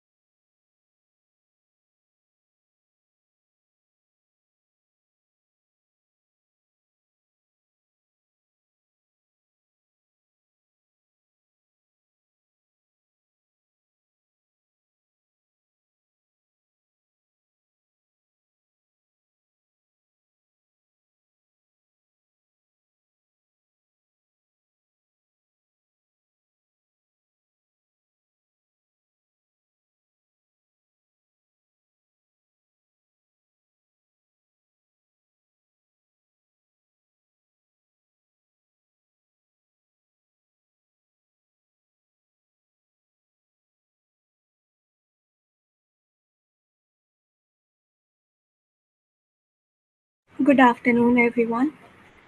On behalf of WEI, we'd like to introduce Miss Satya. She is from a village in Tirunelveli district. Soon after her graduation, she got married and was focused on the household responsibilities. During the pandemic, she researched about the herbs and plants which are available in her village and its uses for every home. She wanted to help people with health challenges that can be cured with these herbs and those who don't have access to these medicinal herbs, and thus her brand started, which is N2 Herbs Products. She is an emerging entrepreneur who committed and dedicated to add value to the society. She is an inspiration for many women and she has offered employment to women in her office. Her product is approved by the government and her business is scaling up. Let's start with the session now. Yeah, can I start, ma'am? Yes, Hello? ma'am, please. Okay. என்னோட பேர் சத்யபாமா நாச்சியார். நான் வந்து தமிழ்நாட்டுல இருந்து வரேன். இது வந்து திருநெல்வேலி டிஸ்ட்ரிக்ட்ல வடக்கன்குளம் அப்படின்றத என்னோட வில்லேஜ்ல இருந்து வரேன். யூஸ்வலா வந்து எல்லாரும் வந்து கல்யாணத்துக்கு அப்புறம் குழந்தைங்க, அதுக்கப்புறம் ஹஸ்பண்ட் இந்த மாதிரி கமிட்மெண்ட்ல போயிடுவாங்க. ஸோ என்னோட லைஃப்பும் அந்த மாதிரி தான் இருந்துச்சு. நான் இருக்கிற பேக்ரவுண்ட் வந்து வில்லேஜ் கிடையாது, ரிமோட் வில்லேஜ். யூஸ்வலா அந்த பஸ் ஃபெசிலிட்டிஸ் மட்டும் தான் எங்க ஊர்ல இருக்கும். ஸோ அந்த அளவுக்கு ரிமோட் வில்லேஜ். நான் என்னோட குவாலிஃபிகேஷன்னா food science nutrition biochemistry, masters in MBA, PhD வந்து இப்போ என்னோட ஹெர்பல் இண்டஸ்ட்ரியிலே நான் பண்ணிட்டு இருக்கேன். எப்பவுமே சும்மாவே இருக்கக்கூடாது, ஏதாவது ஒன்று பண்ணணும், யூஸ்ஃபுல்லாக பண்ணணும். அது அந்த அந்த பயன் வந்து எனக்கு மட்டும் இல்லாமல் இந்த சொசைட்டிக்கும் கிடைக்கணும் அப்படின்னு நான் யோசிச்சுட்டு இருப்பேன். ஸோ அப்படி வந்து நான் அட்ரஸ் பண்ண ஃபர்ஸ்ட் விஷயம் வந்து கோல்டு காஃப் ஸ்னீசிங்க்கு ஏன் மக்கள் வந்து ஹாஸ்பிட்டல் போறாங்க. அது ஆக்சுவலி அது ஒரு ஸ்மால் டிசீஸ்னே வச்சுக்கலாம். ஸோ அதுக்கு ஏன் போறாங்க அப்படின்னு சொல்லிட்டு லாஸ்ட் 10 to 15 இயர்ஸா என் பசங்களை நான் ஹாஸ்பிட்டல் போனது கிடையாது, கூட்டிட்டு போனது கிடையாது. ஏன்னா வந்து நான் வந்து ஃபுட் சயின்ஸ் படிச்சிருக்கிறதுனால என்னோட பசங்களுக்கு நான் மேக்ஸிமம் ஹெர்பல் மெடிசன் தான் நான் கொடுப்பேன், ஹோம் மெடிசன் வச்சுக்கோங்களேன். ஸோ வந்துட்டு நான் சின்ன வயசுல இருந்து அதுதான் யூஸ் பண்ணியிருக்கேன். ஸோ என் பசங்களுக்கும் அதுதான் கொடுத்தேன். ஹாஸ்பிட்டல் போனா பெயின் கில்லர் தான் கொடுக்குறாங்கன்னு ஒரு ஸ்டேஜ்ல நான் வந்து அதை அட்ரஸ் பண்ண ஆரம்பிச்சேன். ஸோ பெயின் கில்லர் கொடுத்துட்டு அந்த டைம் தான் சரியாகுது, அகைன் மறுபடியும் அதே டிசீஸ் வருது. அதனால அந்த ரூட் காஸ் என்னன்னு கண்டுபிடிச்சு ஸோ அதுக்கு நாம வந்து ஏன் ஒரு நல்ல ஒரு விஷயம் வந்து இந்த சொசைட்டி கொடுக்க கூடாது அப்படின்னு யோசிச்சப்பதான் ஃபர்ஸ்ட் வந்து நான் அட்ரஸ் பண்ணது கோல்டு காஃப். ஏன்னா கோல்டு காஃப் வந்து ஈஸியா ஸ்ப்ரெட் ஆகும், ஒரு வீட்டுல ஒருத்தங்களுக்கு வந்தா எல்லாத்துக்குமே வரும். அதே மாதிரி நாம வந்து கையில அடிபட்டிருக்கு, காலில் அடிபட்டிருக்குன்னு நம்ம ஈஸியா ஆஃபீஸ் போயிடுவோம். பட் வந்து இந்த மாதிரி கோல்டு காஃப்னா நம்ம ஆஃபீஸ் போக முடியாது, மற்றவங்களுக்கும் அது டிஸ்டர்பன்ஸா இருக்கும். ஒரு கல்யாண வீட்டுக்கு போக முடியாது, ஒரு ஒரு பார்ட்டி போக முடியாது, எங்கேயும் ஒரு ஈவெண்ட் அட்டன் பண்ண முடியாதுன்னு வச்சுக்கோங்களேன். ஸோ அந்த மாதிரி இருக்கும்போது நம்ம அந்த ஒரு சின்ன விஷயம் தான், ஆனா அது நிறைய பேரை அஃபெக்ட் பண்ணுது அப்படின்றதுனால அதுக்கு நமக்கு அலோபதியில என்ன இருக்கு அப்படின்னு பார்த்தப்ப மென்தால் இருந்துச்சு. மென்தால் அப்படின்றது வந்து ஒரு கிரீன் கலர் பில் இருக்கும். நீங்க எல்லாம் ஸ்டீம் எடுத்திருக்கலாம், மேபி உங்களுக்கு அந்த எக்ஸ்பீரியன்ஸ் இருக்கான்னு தெரியல. அது வந்து 100% கெமிக்கல். மென்தால் என்ன பண்ணும் அப்படின்னா நம்ம லங்ஸுக்குள்ள போய் நம்ம லங்ஸ்ல வந்து ஒரு இரிட்டேஷனை கிரியேட் பண்ணும். 1 or 2 டைம்ஸ் அப்புறம் நம்ம எடுக்க ஆரம்பிச்சோம், அந்த இரிட்டேஷன் அதிகமாகி அந்த லங்ஸ்ல வந்து ஒரு சின்ன ஒரு பெயின் வர ஆரம்பிக்கும். அதே மாதிரி நோஸ்ல வந்து மியூக்கஸ் இருக்கும், அந்த மியூக்கஸோட வந்து ஃபுல்லாவே எடுத்துரும். அதாவது அந்த மென்தால் வந்து நோஸ்ல இருக்க மியூக்கஸ் எடுத்துரும். ஸோ இது வந்து சைடு எஃபெக்ட்ஸ் இருக்கிற ஒரு மெடிசன் தான் அந்த இதுல இருக்கு, கோல்டு காஃபுக்கு இருக்கு அப்படின்னு சொல்லிட்டு நாம ஹெர்பல்ல கொண்டு வரலாம் அப்படின்னு நினைச்சிட்டு நம்மளோட இந்தியன் கல்ச்சர்ல இருக்கிற நம்ம நேச்சுரோபதியில எல்லா துளசி, தூதுவளை இந்த மாதிரி எல்லா ஒரு லீவ்ஸும் போட்டு நம்ம ஒரு டிப் பேக்ல போட்டு கொடுக்குறோம். ஸோ இது வந்து யூசர் ஃப்ரெண்ட்லியா இருக்கும், எக்கோ ஃப்ரெண்ட்லியா இருக்கும். இதுல சைடு எஃபெக்ட்ஸ் வராது, எந்த இரிட்டேஷனும் இருக்காது, மியூக்கஸோட அளவை வந்து இது மெயின்டைன் பண்ணும். ஸோ இந்த மாதிரி ஒரு ப்ராடக்ட் நம்ம எடுத்துட்டு வரணும் அப்படின்னு சொல்லும்போது அதுக்கு R&D எனக்கு தேவைப்பட்டுச்சு. ஸோ ஃபர்ஸ்ட் நம்ம R&Dல பண்ணும்போது ஸ்கின் இரிட்டேஷன் டெஸ்ட் எடுக்கலாம் அப்படின்னு சொல்லி ஸோ அதுவும் சக்சஸ்ஃபுல்லா முடிஞ்சது. அகைன் வந்து அனிமல் டெஸ்ட் மங்கிக்கு, ரேட்டுக்கு, ஃபிஷ்ஷுக்கு கொடுத்து ஸோ அனிமல் டெஸ்ட்டும் எங்களுக்கு சக்ஸஸ்ஃபுல்லாக முடிச்சுது. ஸோ NABL சர்டிஃபிகேஷன் வேணும் அப்படின்னு சொன்னாங்க, NABL சர்டிஃபிகேஷனும் நாங்கள் வாங்கிட்டோம். இதெல்லாம் எதுக்கு சொல்ல வரேன் அப்படின்னா கிராமத்துல இருக்கிற என்னாலேயே இந்த அளவுக்கு பண்ண முடியும். ஏன்னா இப்ப எல்லா கையிலயும் ஃபோன் இருக்கு, எல்லாருமே வந்து கூகுள்ல பார்த்து எங்க என்ன விஷயம் கிடைக்குது அப்படின்றது ஈஸியா கேதர் பண்ண முடியும். ஸோ கிராமத்துல இருக்க என்னாலே அச்சீவ் பண்ண முடியும் அப்படிங்கும்போது மற்றவங்க வந்து கண்டிப்பா ஈஸியா அச்சீவ் பண்ணலாம் அப்படின்னு நான் சொல்றேன். நெக்ஸ்ட் வந்து நான் என்னோட ப்ராடக்ட் என்னன்னா facial steam pack with face pack. இந்த காம்போல மார்க்கெட்ல நாங்க தான் வரோம். எப்பவுமே வந்து ஸ்டீம் எடுத்துட்டு ஃபேஸ் பேக் போட்டாதான் அதோட எஃபெக்ட் வந்து நமக்கு அதிகமா கிடைக்கும். பட் மத்தவங்க எல்லாம் என்ன பண்றாங்க அப்படின்னா ஃபேஸ் பேக் போட்டுட்டு ஸ்டீம் எடுத்துக்கிறாங்க. ஃபர்ஸ்ட் நம்ம ஸ்டீம் எடுக்கும்போது நம்ம ஸ்கின்ல இருக்க போர்ஸ் எல்லாம் ஓப்பன் ஆகி ஸ்கின் கிளீன் ஆகி ஆயில் செக்ரேஷன் எல்லாம் கம்மியாயிடும். அப்புறம் ஸ்கின் கிளியர் ஆனதுக்கு அப்புறம் நம்ம ஃபேஸ் பேக் போட்டு ஒரு 20 மினிட்ஸ் கழிச்சு வாஷ் பண்ணோம் அப்படின்னா நமக்கு இன்ஸ்டன்டா ஒரு க்ளோ கிடைக்கும். ரிசல்ட் வந்து 200% கிடைக்கும். பிஃபோர் ஆஃப்டர் பிக் நான் எப்பவுமே எடுக்க சொல்லுவேன். ஸோ அந்த அளவுக்கு இந்த ப்ராடக்ட் ஒரு எஃபெக்டிவான ப்ராடக்ட். நாம என்ன நினைக்கிறோம் அப்படின்னா வந்து நாம பிசினஸ் அப்படிங்கறது ஒரு பெரிய விஷயம். எல்லா சர்டிபிகேஷனையும் வாங்கிட்டு தான் பண்ணணும், நிறைய லேபர்ஸ் வச்சு தான் பண்ணணும், அதுக்கு பெரிய இடம் வேணும், அந்த மாதிரிலாம் நினைக்கிறோம். அப்படி கிடையாது, அது கிடையாது பிசினஸ். நாம ஒரு ஐடியா வச்சிருக்கோம் அப்படின்னா அதை வந்து இம்ப்ளிமெண்ட் பண்ணி அது வந்து ஃபைன் டியூன் ஆகுற வரைக்கும் அந்த மார்க்கெட்டுக்கு போற வரைக்கும் இன்னுமே என் ப்ராடக்ட்ல நான் இன்னும் ஃபைன் டியூன் பண்ணிட்டு தான் இருக்கேன். ஸோ பிஸ்னஸ்ங்க அப்படிங்கிறது நிறைய எல்லா டெஸ்டையும் முடிச்சுட்டு எல்லா R&D முடிச்சுட்டு எல்லா ஒரு எப்படி சொல்றது இன்ஃப்ராஸ்ட்ரக்சரோட தான் இருக்கணும்னு அவசியம் இல்லை. குட்டியா ஆரம்பிச்சு அதுக்கப்புறம் அதுல ஒவ்வொரு டெவலப்மெண்ட்டா எடுத்துட்டு வர்றதுதான் பிசினஸ் நான் நினைக்கிறேன். ஸோ நான் அப்படிதான் எடுத்துட்டு வந்தேன். நான் ப்ராடக்ட்டை எடுத்துட்டு உடனே வந்து நம்ம நிறைய பேர்கிட்ட நான் வந்து சஜஷன் கேட்டப்ப நிறைய சஜஷன் சொன்னாங்க. அது ஹானஸ்டாவும் இருந்துச்சு, ரொம்ப நல்லாவும் இருந்துச்சு. ஸோ அதெல்லாம் நாங்கள் எடுத்துக்கிட்டு தான் ஃபைன் டியூன் பண்ணி இப்போ இந்த ப்ராடக்ட் எடுத்துட்டு வந்திருக்கோம். ஸோ வந்து இப்போ எங்கே இருந்தாலும் விமென்ஸ் வந்து ஒரு விஷயம் வந்து ப்ராக்டிவாக திங்க் பண்ணிட்டு அதை வந்து இம்ப்ளிமெண்ட் பண்ணணும்.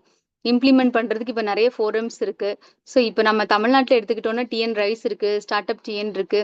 இந்த மாதிரி விமன் இப்போ மகாலட்சுமி மேமே இருக்காங்கன்னு வச்சுக்கோங்க. அவங்க வந்து எவ்வளோ விஷயம் பண்றாங்க நம்மளுக்கு.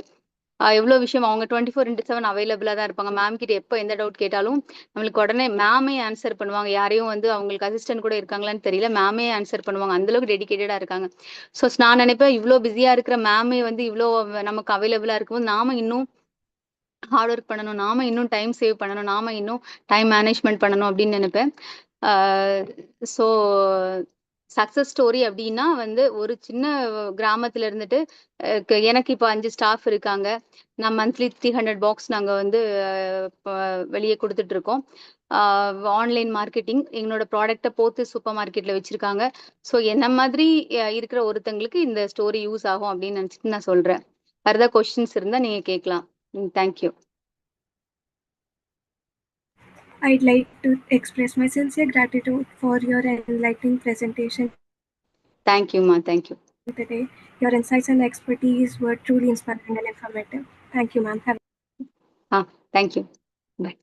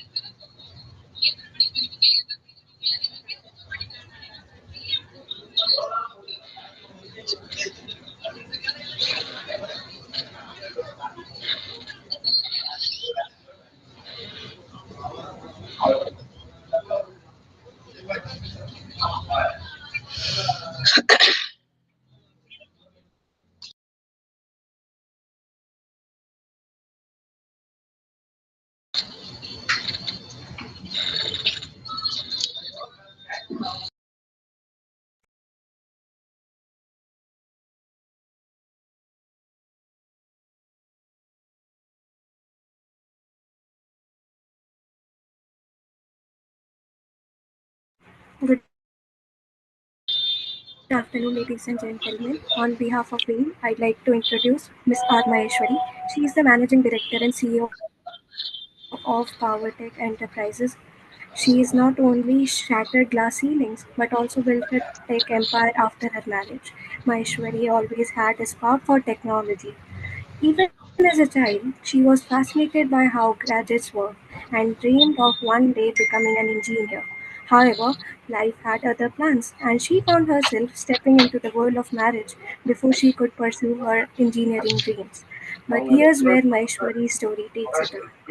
Unlike many, she didn't see marriage as an endpoint, but as a new beginning. With the support of her partner, she enrolled in engineering college as a married woman, juggling her studies and personal life with a fierce determination. Fast forward a few years, and Maheshwari wasn't just an engineering graduate. She was a visionary ready to make her mark on the tech world. She founded PowerTech Enterprises with a simple yet powerful vision to innovate solutions that would not just create profit but also benefit society. From balancing work and family life to facing skepticism in a male dominated industry, Maheshwari faced all the challenges. But her resilience Yes. never wavered. Her company started small, but under her leadership, it grew rapidly. Today, it stands as a powerhouse in the tech industry, supporting many employees and leading innovation and sustainable technology. PowerTech Enterprises isn't just a business, it's a community that fosters growth, equality, and empowerment. What's truly remarkable about her journey is her dual role as a leader and mentor. She's passionate about empowering other women in tech, ensuring they have the resource, guidance, and support to rise up the ranks and make their own impact. Now let's listen her insightful session today.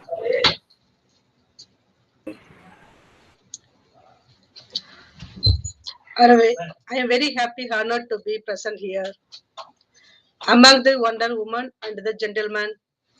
My name is R. Mageshwari, Managing Partner, the CEO of PowerTech Enterprises in Kumbakonam, Tamil Nadu. I am the first generation of my family who entire the business, the domain. I am thrilled to be here today. I share our company journey. Although my background lies in commerce and business management or MBA, I am obtaining a BTech degree. My passion of engineering start by my journey in the first of the field.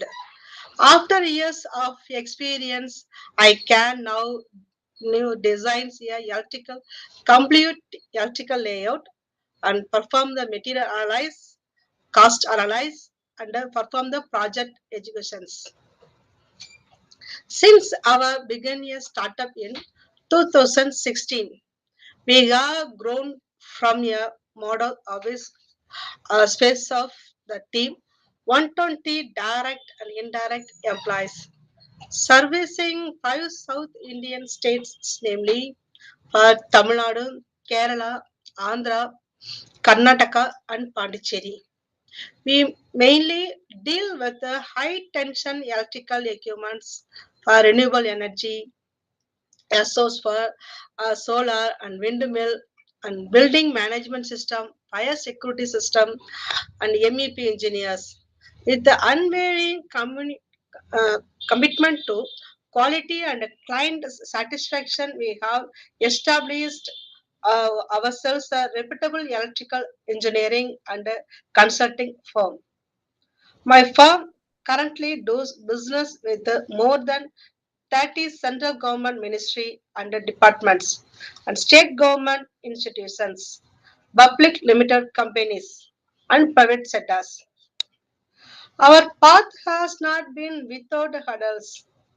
A dangerous fire in 2019 severely impact our infrastructure and materials of premises. However, the greatest support of our staff, supplier, and the client mode of our remarkable comeback. Similarly, the global pandemic in 2020 our presented significant challenges. Dispute this the hard time. We gave the importance to the well-being of our employees. We they maintain a full salary and participate in the social welfare activities. We distribute around 1,000 cloth marks at the police front office line works and the hospital staffs. At the beginning stage of work, we struggles to sustaining the field and prove the over ourselves so many struggle. After providing quality of work to this mass customer base, we now the run of the business comfortably with a good quality of customers. Electrical field is traditionally male dominated. I am proud to champion the determinants that a woman can excel not only in management but also in the field educations. The belief extend to our deserved workplace where each department, namely for admin department, financial department, procurement department, tendering department, field department, drafting department, store department, under established standard operating procurements were SOP by ensure smooth project executions. With the differentiated from the difficult of competitor by giving the importance the highest quality for use for international recommendation as reconsidered product and employing highly skilled technicals and achieving outstanding result which is unique of approach of every project. For investing in our team growth per month, we regularly conduct the training sessions to ensure our staff remaining the forefront of technology and safety protocols. Additionally, we offer ensure the coverage to all kind of staffs of office assistant level to chief project managers. All the legal requirements, our commitment to employee will good. The reach of importance of social awareness. We maintain a participants with engineering, It's great, ma'am, polytechnic. hearing to you, but since we are short of time, could you please keep it short? Okay, thank you. I'm glad to the announce we going to venture to extending domain the transformer manufacturing, a new the natural of progressing of our future development. Thank you for giving to opportunities to share to our story. Thank you.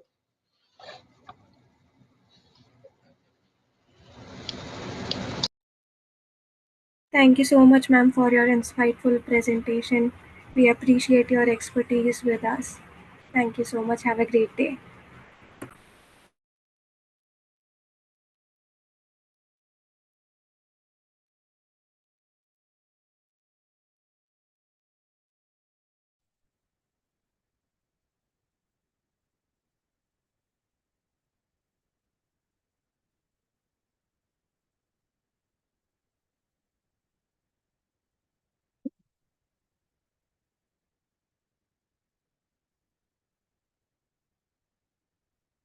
Yeah, I'm ready. Like maybe if you can start then.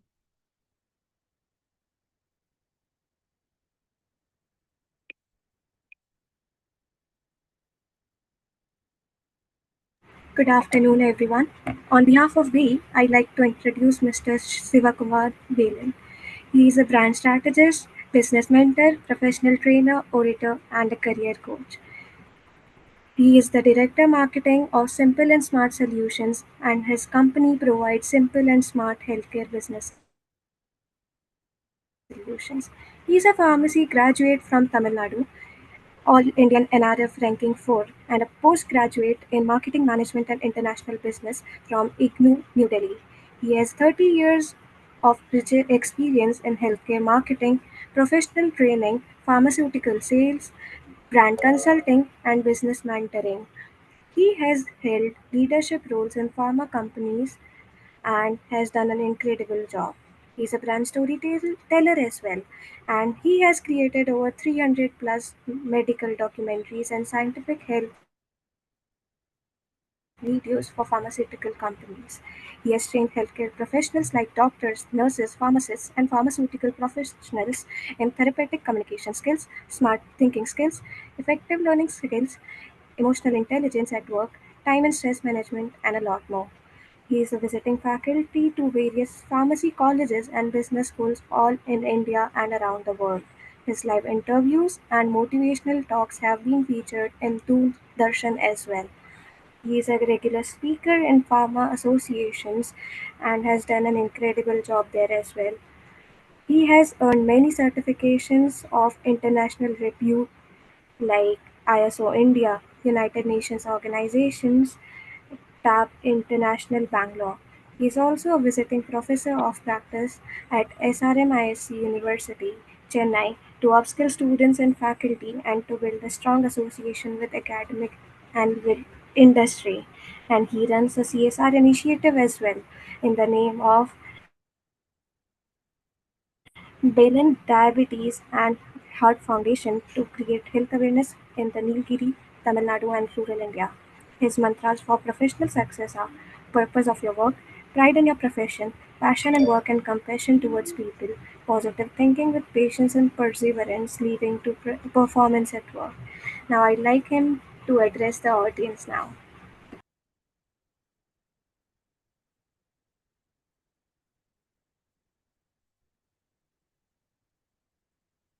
I'll just pull this slide.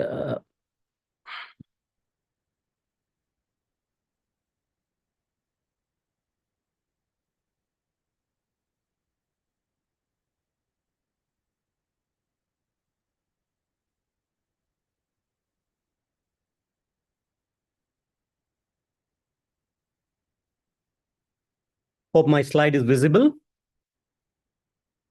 Yes, sir. Okay. First of all, thanks a ton to Mahalakshmi Saravanan for this very ambitious webinar series. I could see a lot of speakers from abroad as well as from India, a lot of interesting success stories. Today, for the time given, I know it's a very short time, but I'll try to do that. I'm going to speak about the art of business. And welcome to the world of business. We all know we are in the world of business. And what we mean by business, it's a very old English word called as busyness, you to be very busy. And the origin of that word also has originated from a word called anxiety. That's the reason maybe in the world of business, there is a lot of stress and tension, and chaos. And how do I put the things straight right in the world of business? And to understand that, when you see business, business is not merely about facts and numbers.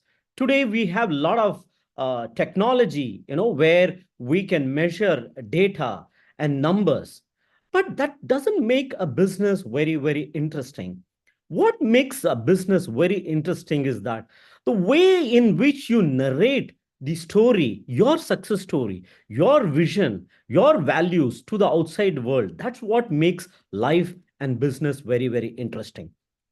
And when I say the art of storytelling, how to make the world of business very, very interesting is that our narrative techniques should merge with our business goals, which will ensure, persuade, and inspire audiences. Does your business persuade and inspire the people, especially your customers? And if it inspires, how it looks like? Generally, when you look in business, many a times in business, it becomes very chaotic. And it is like a jumbled sentence, like where you can see in the picture, the pieces of the jumble are not fixed properly. But by using the art of storytelling, we can fix the jumbled things where the business looks very, very interesting to the customers. And how do you narrate the business stories to our customers or stakeholders?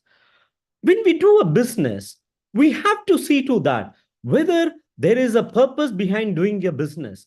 For example, is it that you're doing some business for just for the sake of making money, or the business which you're doing has a real requirement by the world around you? And what happens is that when every story needs a clear purpose, in business, storytelling is often used to explain complex data, influence decisions, convey a vision, and also inspire teams. And the role of your business has to have a purpose, deeper purpose, where it can contribute to the greater good of this globe. And how do you structure your business? When you say business, business is all about challenges. And when you face challenges, how do you give a solution to the challenge? But when you structure your business in such a way, it looks very interesting to you as well as to your customers. How do you begin the business? You have to introduce the challenge or the situation.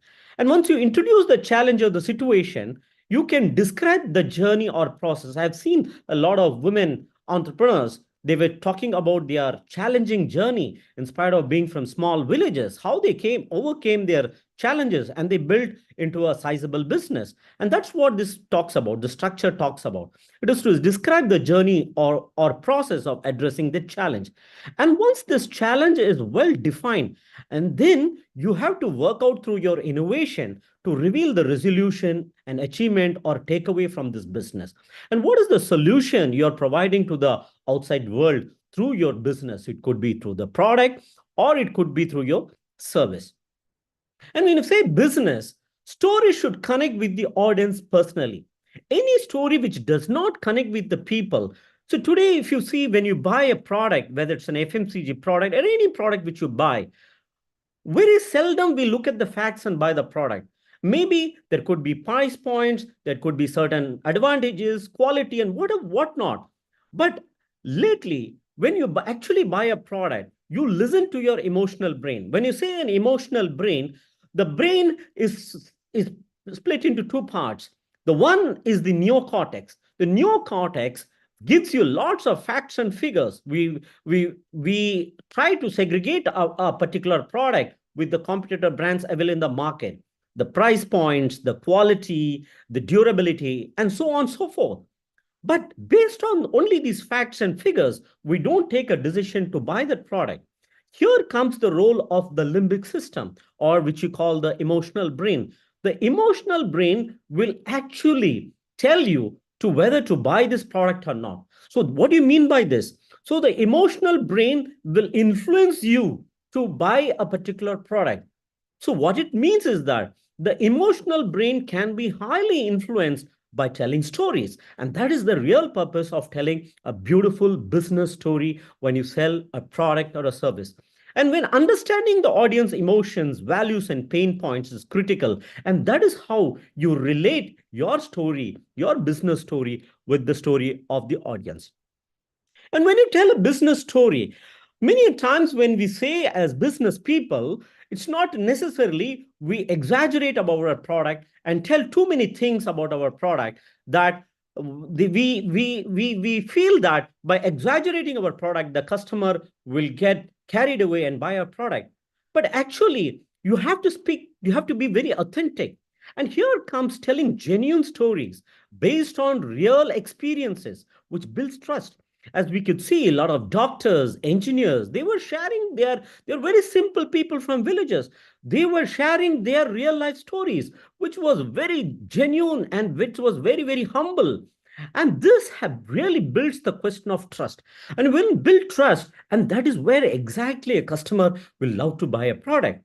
Whereas if your story is fabricated or exaggerated, narratives can lead to loss of credibility.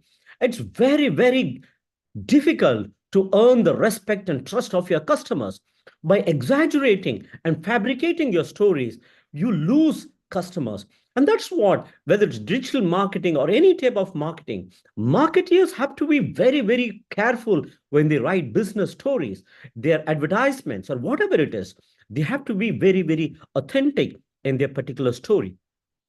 And once you do that, you emotionally engage with your customer. A good business story taps into emotions like excitement, curiosity, and many importantly, empathy. If you can empathize with your customer, if you can understand the pain points of your customer, and that is what makes any story very, very memorable. Of course, do you have facts and data to inform, but emotions will persuade over these facts and data. We have seen in the olden times, we tell a lot of stories, especially you could say the tortoise and the hare story, where it's a very, very simple story, which is very devoid of jargons and unnecessary complexity.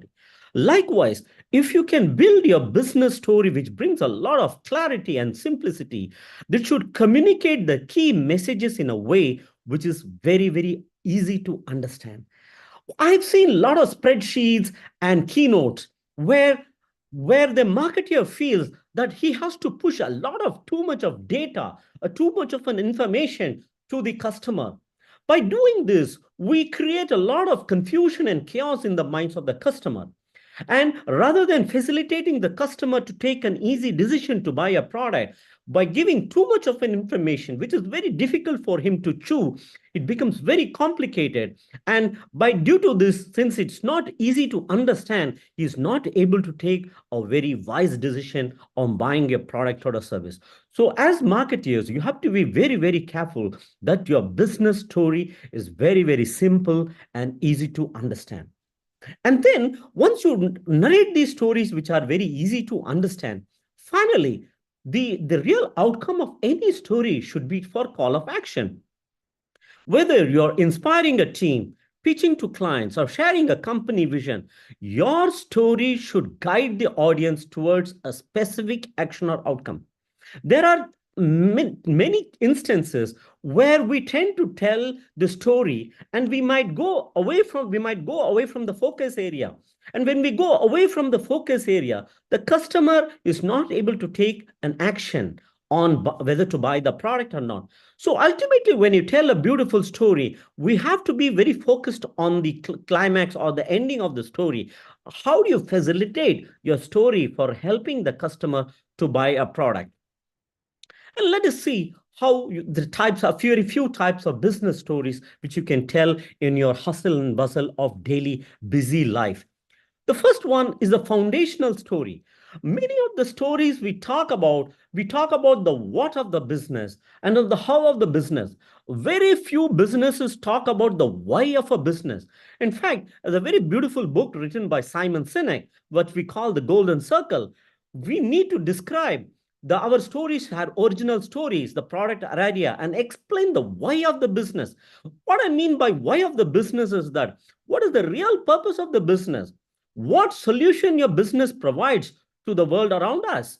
And when this purpose is justified, and that is what is called as a foundational story of your business. And if you do not have one, please do write a foundational story which gives the clear purpose and call the why of your business. And once this is very, very clear, you need to take, for example, customer success stories.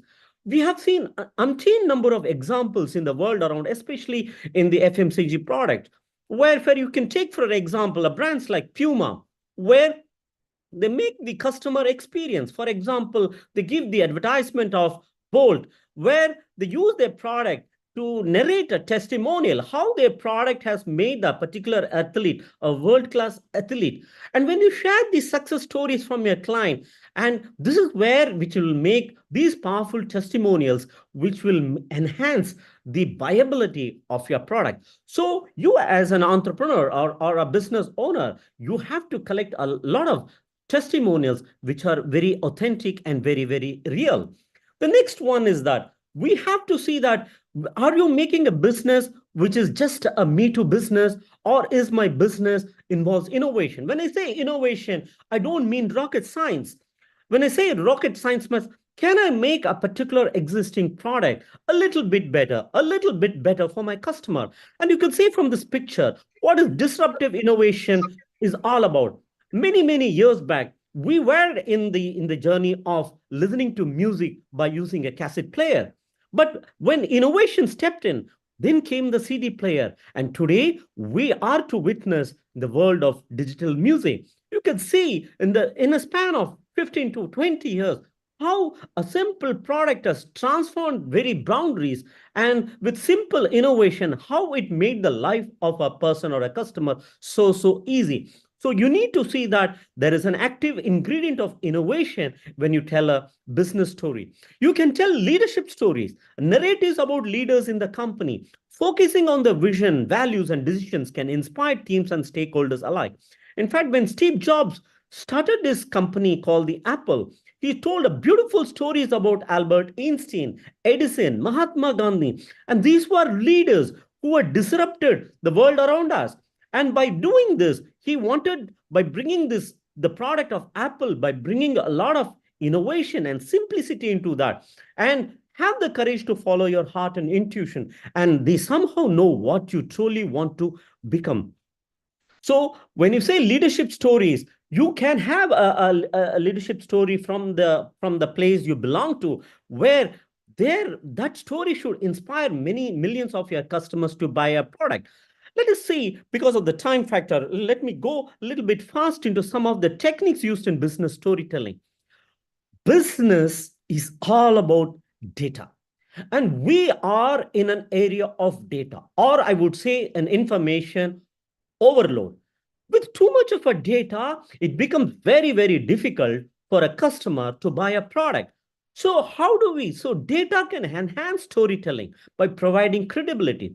The data which you use in a story should only to form the credibility of your story, and must be weaved into a story or a narrative in such a way that transform numbers into story by focusing on the impact behind the data.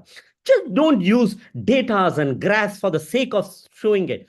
The data should give some insights about your product, and that's how you use data. Use beautiful elements, visual elements. They say a particular image will speak 1,000 times more than text. And when you use visuals or infographics or videos or even simple slides can enhance storytelling by adding a lot of clarity and engage with your customers.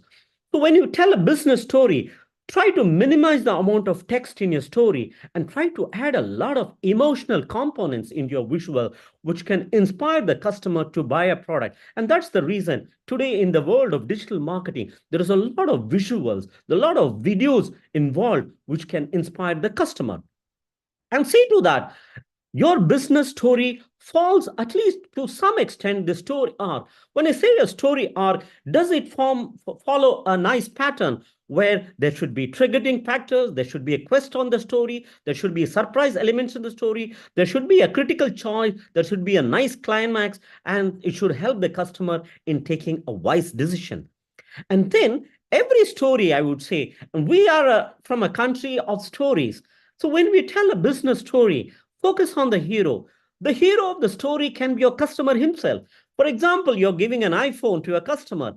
Who's the hero of your story? The customer who's buying your iPhone or your product, the digital product, is the hero. So the business story should move around your customer and make him the hero. The business product or service is the guide that helps the hero achieve success. And see to that by giving your product how the hero of your story can achieve excellence by using your product. And that's how you should weave a lot of hero-based stories into your business stories.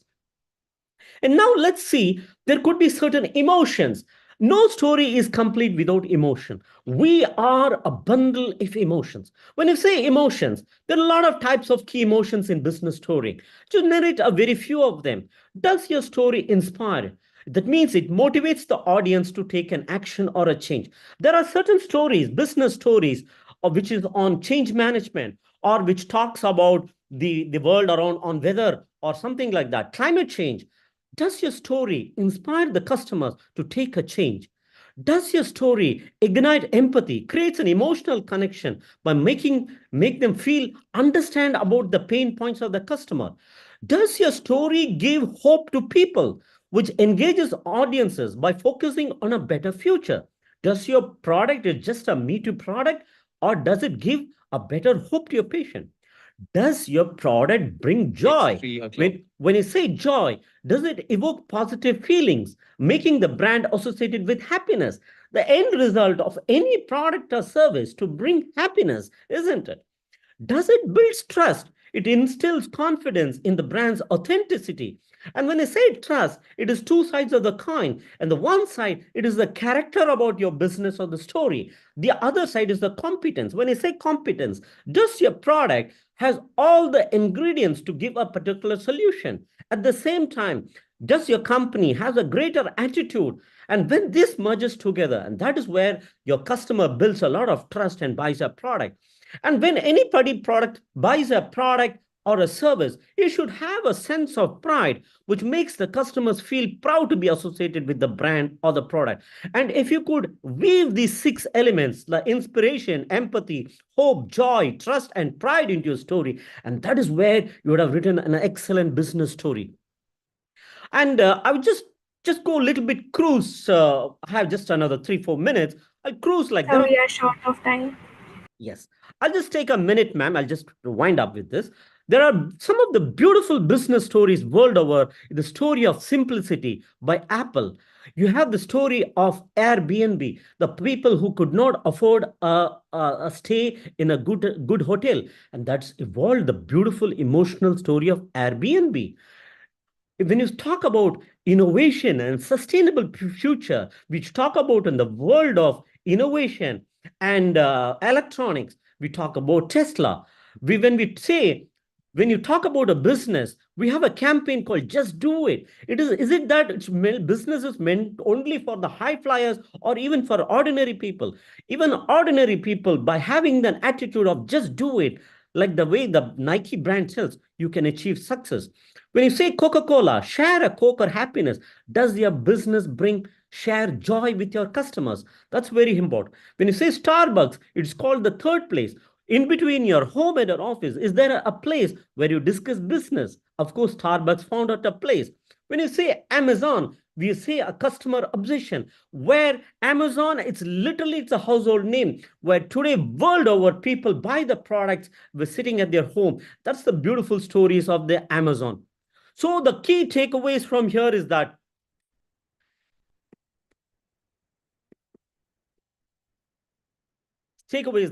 every business has a story to tell.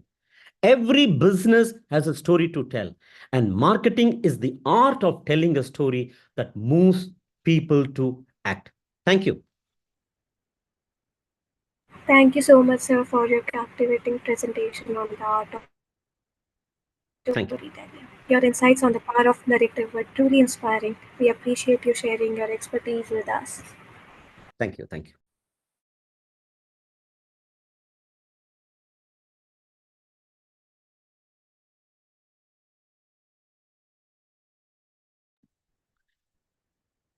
Is there any questions I can take, or else I'll close this presentation?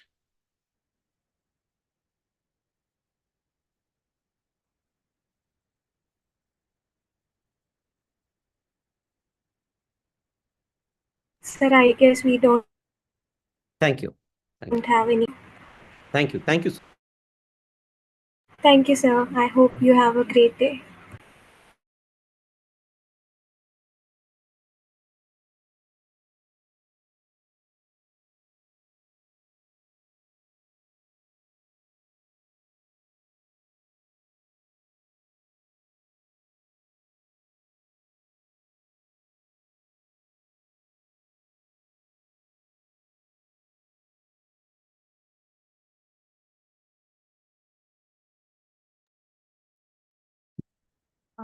Hello everyone. May I know when the next session would start? I'm here. I have allotted the time of 3 p.m. So let me know. Yes, sir. I'll just introduce you. So, hey everyone. On behalf of WEI, I'd like to introduce Ms. Vedehi. She's a techie working in food regulatory sector with more than 13 years of experience in the food industry, research and development, quality assurance with extensive experience in the regulatory compliance from the enforcement POV. Specific interests revolve in fields of product innovation using traditional foods or ingredients, nutrition, Indian and international food laws, global regulatory compliance, international cooperation. Her skills include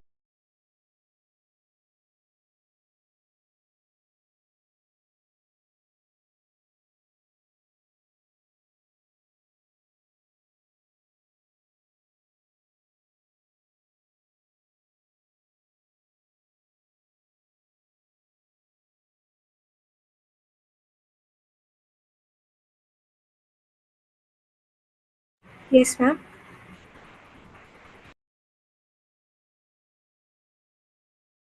Ma'am, you are inaudible. Could you unmute yourselves? Yes, I was not able to hear you for a minute, so I thought, is there an issue with my system? So, may I start if you have done with the introduction? Yes, ma'am, I'm done with my introduction. You may start now. Yes, thank you, Asta, and thank you, Mahalakshmi ma'am, for giving me the opportunity to speak in this summit of women entrepreneurs India. And I'm so happy to speak in front of all the women entrepreneurs who want to start a new business. And this 15 minutes, I will be speaking mainly about how to start a food business and what are the regulatory requirements with respect to FSSAI. As per the introduction, would be knowing that I work as a deputy director and I'm also a licensing authority with FSSAI. So mainly the work that I handle is issuing licenses to business operators who are operating food businesses. Any kind of food business, it could be a transporter, it could be a manufacturer, he could be a marketer, not directly manufacturing, but doing a job work from some other company. Okay, so anything in the food chain, starting from the manufacturing till it reaches to the consumer table, everything is covered in the FSSAI, FSSAI's ambit. Okay, and I also like to extend warm wishes for Navratri. And I think this is a very good time for empowering women entrepreneurs today. And during this Navratri festival, it's a very good, good omen, actually, omen. So, okay, continuing to what I was mentioning about FSSAI. So, FSSAI main motto is to ensure food safety, and we do it through regulatory compliances. And Asta, if you have my presentation, you can upload it, or I could share my screen and try uploading myself, if that's okay. Yes, ma'am, we are able to view your screen Able right to now. see, I'm just trying to put it in the screen share. Okay, this is visible. Is it visible to you in full screen? Yes, ma'am, it's quite All visible right. now. Okay. You may start. So I'll just give you a brief understanding about what FSSAI does. Okay. And with respect to starting a food business. So I spoke about food. What is food? Any substance which is processed, minimally processed, or processed in a way it becomes edible to use. Okay. And it is intended for human consumption. Okay. So you would say any kind of food becomes edible. Okay. It can be edible only when it is processed in a way where it is edible for human consumption and it is consumed as per its intended use. Okay, so intended use is a very important point in this particular definition of food. Okay, and it does not include animal feed or live animals unless they are prepared or processed for placing on the market for human consumption. Okay, and cosmetics, drugs, okay, all these narcotic substances are not part of the cannot be called as food. Okay, so a little about FSSAI. It was established under the Food Safety Standards Act in 2006. Okay, and its headquarters are in Delhi. It came into existing in 2011. Today, we have more than 22 regulations in food, and the ministry under which FSSAI belongs to is Ministry of Health and Family Welfare. Okay, so we have our various offices on the maps you can see. So I sit in the Mumbai office at Bandra. Okay, we also have offices in South.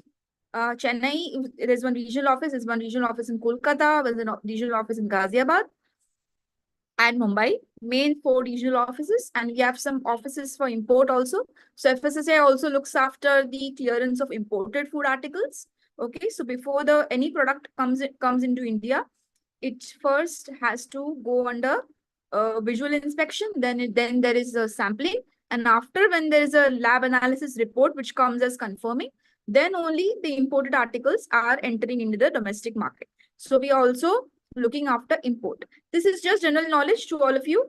Also, we have different types of regulations. Okay, we have more than 22 regulations as of today. Okay, and all these regulations are made as vertical or horizontal. Vertical regulations actually define the standard of the product or quality of the product. Okay, so we have regulations on alcoholic beverages. We have regulations on general products. Okay, like all your fruit and vegetable products, your dairy products. What is the standard for milk? So when you say I am getting cow milk, what is the fat percentage of cow milk? Okay, it is defined in this particular regulation. Okay, so we have different categories of foods, around 18 categories of foods, say milk. Then we have like dairy products, we have oils and fats, we have fruits and vegetables, we have cereal products, we have standard for breads, we have standard for noodles, we have standards for different types of processed and unprocessed foods. Okay, so these are the different types of regulations which we follow. And if you are a business entrepreneur, you need to actually look into these regulations before formulating any product. Say you want to make an innovative product. Say you want to make a health supplement. Okay, nowadays healthy products are very in the market, right? And you are really having a good intention to create something healthy, like say protein bar. So what are the ingredients that you can use in protein bar, right? Does the protein bar have a standard? If you want to use ashwagandha or shatavari or any bioactive ingredient, are you allowed to do that? So you can actually make it, but you have to follow these regulations. Okay, so all these regulations are available on the FSSAI website. You can go on the website and definitely find it. Okay, then we have horizontal standards, and where we can see the quality and safety parameters. Basically, all the safety parameters like your heavy metals, your pesticide content in particular foods, all the limits of all these pesticides and other things are mentioned in these regulations. Like for example, you have the contaminants regulation where you have the safety parameters. Okay, this is the type of horizontal standard. Then you have licensing and registration, import regulations. All these are falling under the horizontal standard. Now let's see the licensing. Okay, now what is licensing? Licensing is basically a way by which you are ensuring that your food business has a license. And as per FSSAI Act, it is mandatory to have a license. Okay, so if you're having a small business which you're starting from your home, you're a home baker, doesn't matter. You can start your business with a small registration. Okay, so if you see here in the types of licenses, you will find 3 types of licenses: registration, state, and central. So based on your turnover, the license category will change. Okay, so you can, if you are a small home baker, your turnover is not more than 12 lakhs, you can apply for registration. And there is a very good news for everyone, those who have just started. If your turnover is not more than 12 lakhs in a year, the registration fee is free now. Okay, yesterday itself there was an order released by FSSAI headquarters saying that registration applications up to 5 years, you will be having free registration. Like you don't have to pay any money. Okay, so it's a very, very good initiative done by FSSAI. Initially, we were supposed to pay 100 rupees per year up to 5 years. Okay, that was the fee. So if you're paying maximum up to 5 years, then you have to pay 500 rupees, okay, plus GST. Now it's completely free. So all the women entrepreneurs who are just starting out, who want to do a small business, turnover is not more, you can definitely go for registration. Then comes the state and central license. So based on your turnover and capacity, your state and central license you will select. Okay, for state license, the turnover is less than 2 metric ton per day, and for central license, it's more than 2 metric ton. So those are for bigger units. Okay, then the validity is 1 to 5 years. Okay, and everybody, even if it's a small business, you have to have a license. Okay, then as I was mentioning, if it's a petty food manufacturer, then you can definitely go for a very small registration. Your turnover will be not more than 12 lakhs in a year. Okay, then you can start a registration, and it will be free from now onwards. So this is a very good encouragement for all the small business owners to go for registration. And when your turnover increases, you can then apply for state license and then central, however it goes. Okay. So now this is the FOSCOS portal. Now you will be having doubts how to apply. So this is the homepage of our FOSCOS app, which is the Food Safety Compliance System. Okay, here you may see this login, okay, and sign up on the extreme right side. So there you can just sign up and create your username and password and then apply for registration or license. Okay. Here you can also, as a consumer, if you think you bought a product and the product is not of the optimal quality, you can actually check the license here. Okay. FBO search. You can just put the license number and then use the CAPTCHA code and see who is the license owner of that company. Okay, if you want to check whether it's authentic or not. Okay, also for applying for registration also you have to use this same portal. Okay, this is the FOSCOS portal for applying for applying any food business. So this is just a small brief example of a label, how a label should be. So this center box is the front of pack. Okay, so this will contain your generic name of your product. So in this case, it's sunflower oil. You need to have the veg logo, veg or non-veg logo, whichever is applicable. Then whether it is having any fortified, nutrients. Okay, so then you can mention that on the front of pack. On the back of pack, it should have nutritional facts. Okay, all these things. Then the name of the manufacturer. Okay, then what is the address of the manufacturer, the MRP, batch number of the product, all these things, when was it packed, all these things have to be on the label. And all the detailed information on the label, there is a regulation called Labeling and Display Regulation. You can go on a website of FSSAI, okay, the main website, and you can download this regulation and read everything. So before starting your business, before, creating this label, creating the artwork, you always check our regulation and then itself go for printing. Okay. Then you must have seen this veg logo. Earlier, it was a triangle, it was a circle, and now it has become a triangle. Now you may ask why this change in geometry.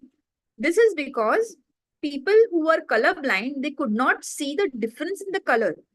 Okay, so they could not differentiate the color between both the signs. That is why the circle in the non-veg logo has been changed to triangle. Okay, so all these things are basic which are required for label. Then FOSTAC training.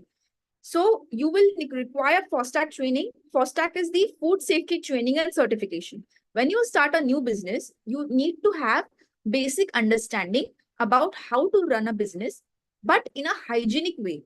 Okay, so what are the good manufacturing practices, hygienic practices you need to follow, okay, when you are running a food business? So that is the training which you will find here, which is the FOSTAC training.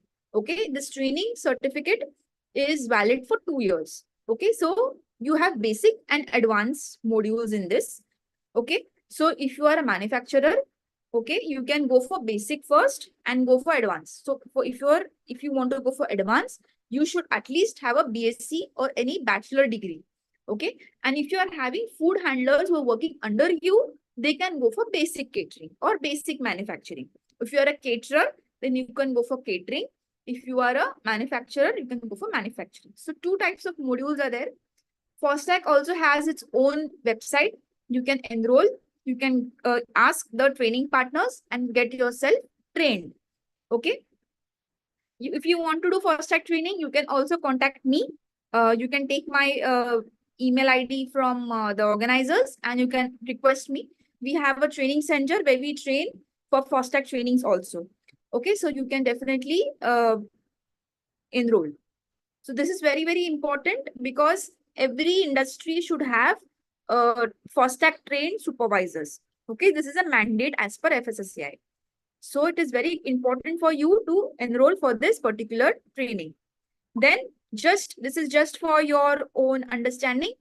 As a woman, as a mother, as a person who is active in the house, right? For you, what are the best practices which you can implement at home? This is the pink book. Okay, you can follow this pink book. What are the safe and nutrition practices which you can follow at home? that is the pink book. So you can refer this pink book, which gives you basic tips on how to preserve your fruits and vegetables, how to increase the shelf life naturally and reduce the losses of nutrients in foods. All these small tips you can understand from this pink book. Okay, it's very easy to understand and you can definitely refer to it. It is available on website. If you just type on Google pink book FSSAI Eat Right pink book, you will get the PDF. You can just refer to it. It's very easy and very informative. Okay, then you also have the DART book. DART book has basic adulteration tests which you can follow at home. Okay, if you think your spices that you've received are not having that particular flavor that you're looking for, you can definitely go through this particular book and get small tests done. Okay, so this is the detect adulteration with rapid kit. Okay, then when you go for shopping also, look for expiry date, look for manufacturing date. Okay, now in this picture you will see so many copy duplicate products of Bisleri. You will see the spelling is different, packaging is different, right? So it's very easy to fool the consumer. So you should be very, very vigilant while buying products. Okay, then look for the batch number, look for allergen declaration. If you're allergic to any gluten or any other allergen, then you should be very careful. Read the labels properly for you and your family.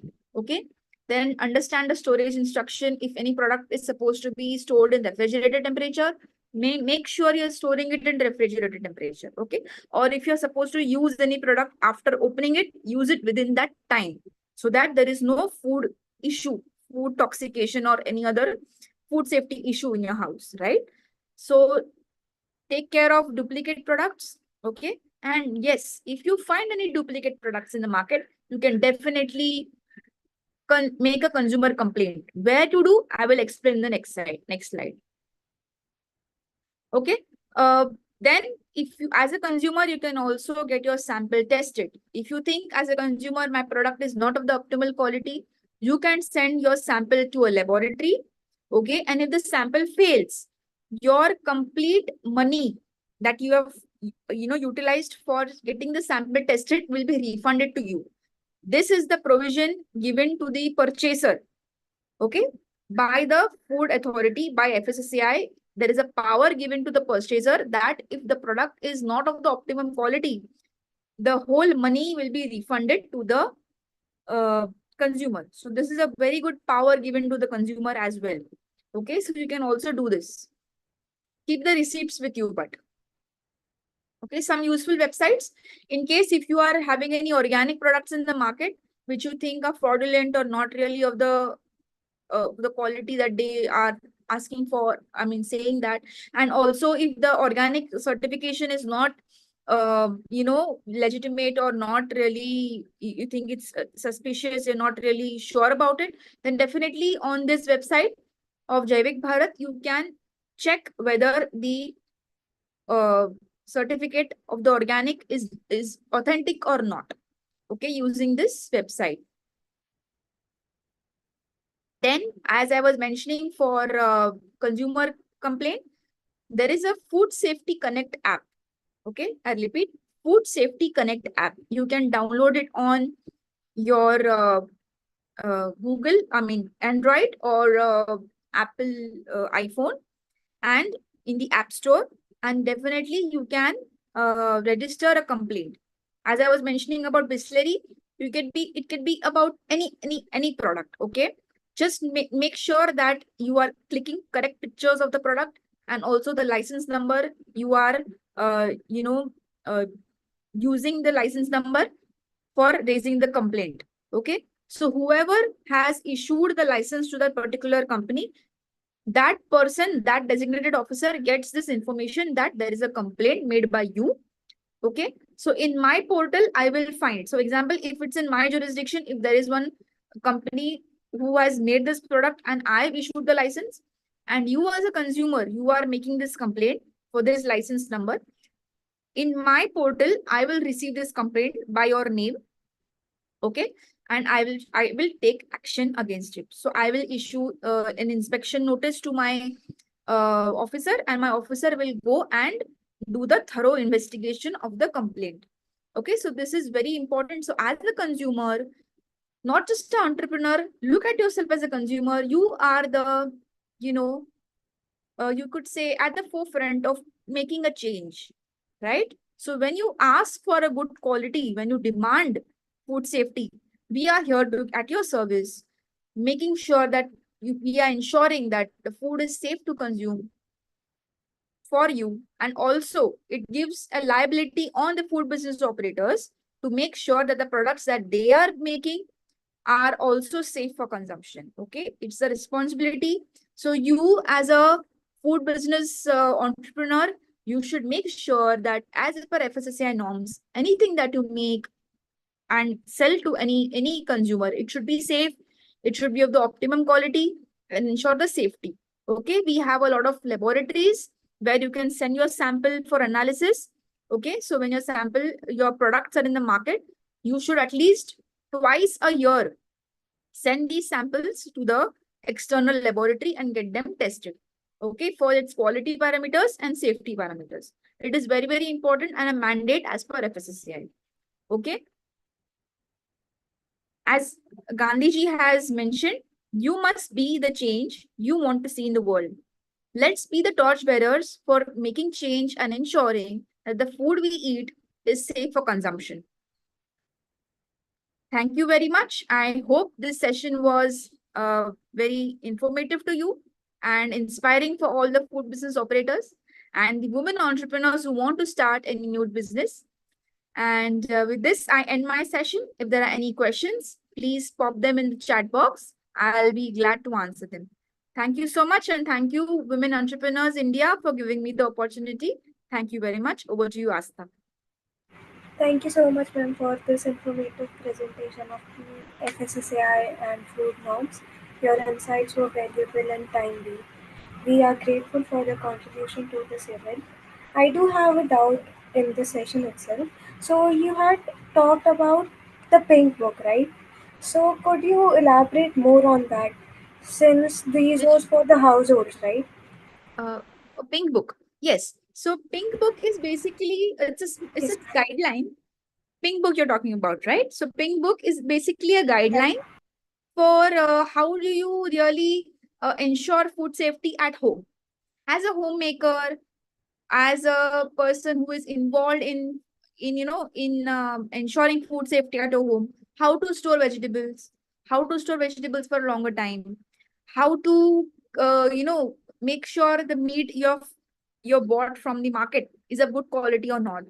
So these are the small tips and guidelines to ensure that whatever you're buying from the market is of optimum quality. Also, I was mentioning about the organic also. So all these small informational topics are being covered in this, so that as a consumer also, you are very much empowered and you can understand how to be a smart consumer and buy exactly what you want. Okay. It will also give you information on the labeling part, how to understand if a product is having high sugar, hidden sugars, how to read a label. All these things are given in the SNF book, which is the pink book.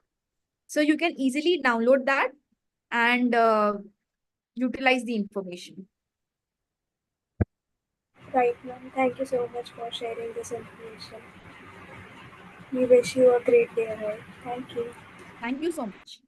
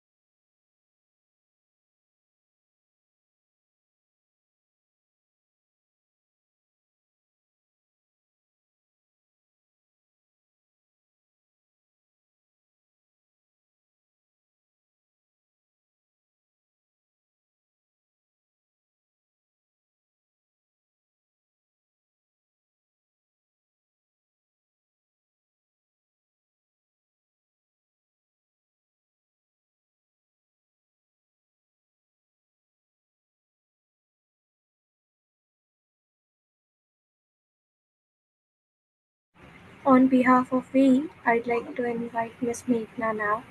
With over 6 years of experience in the design circuit, working with brands like Indian Olympic Association Hilton, London Stock Exchange Group, and a master's degree in graphic branding and identity from University of Arts London, Meghna ma'am is passionate about infusing a human-centric approach to design and branding. Currently working in London, she focuses on helping brands build their identity and establish a strong presence while encouraging more women to enter this field. Today, she'll be talking about how to brand a business internationally. Over to Ms. Meghna. Thank you so much, Asta, for the lovely introduction. Okay, let me just share my screen. Okay, great. Hello everyone. Thank you so much for being here.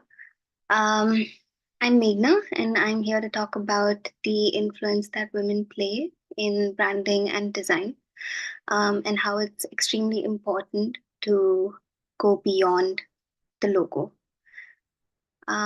Before we delve deeper, I'd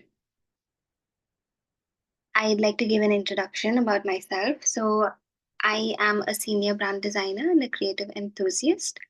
I am originally from Chennai and I'm currently in London. So here I help focus on helping brands build their identity and also establish their visual narrative and presence in this branding realm. And however possible, I'm always enthusiastic and passionate about infusing a human-centric approach to branding and design. And I'm always exploring on different ways to do this. And apart from my time within advertising as well as corporate, I also very passionately love to help entrepreneurs build their brands, and I'm always looking to collaborate with a lot of female entrepreneurs especially. So now let's dive straight in with our topic. So firstly, I'd like to establish the difference between what it is in terms of designing a logo for your brand compared to what it essentially means to communicate the essence of your brand. So as I'm sure most of you are aware, a logo is nothing but a visual emblem or a symbol that encapsulates and tries to capture your brand's identity, but at the same time differentiate it in the market. Now, when we talk about brand essence, it's got more to do with the DNA of what makes your brand your brand. And by that, I mean it essentially means the heart and soul of your brand. And it's very important to understand that both of these things sort of go hand in hand.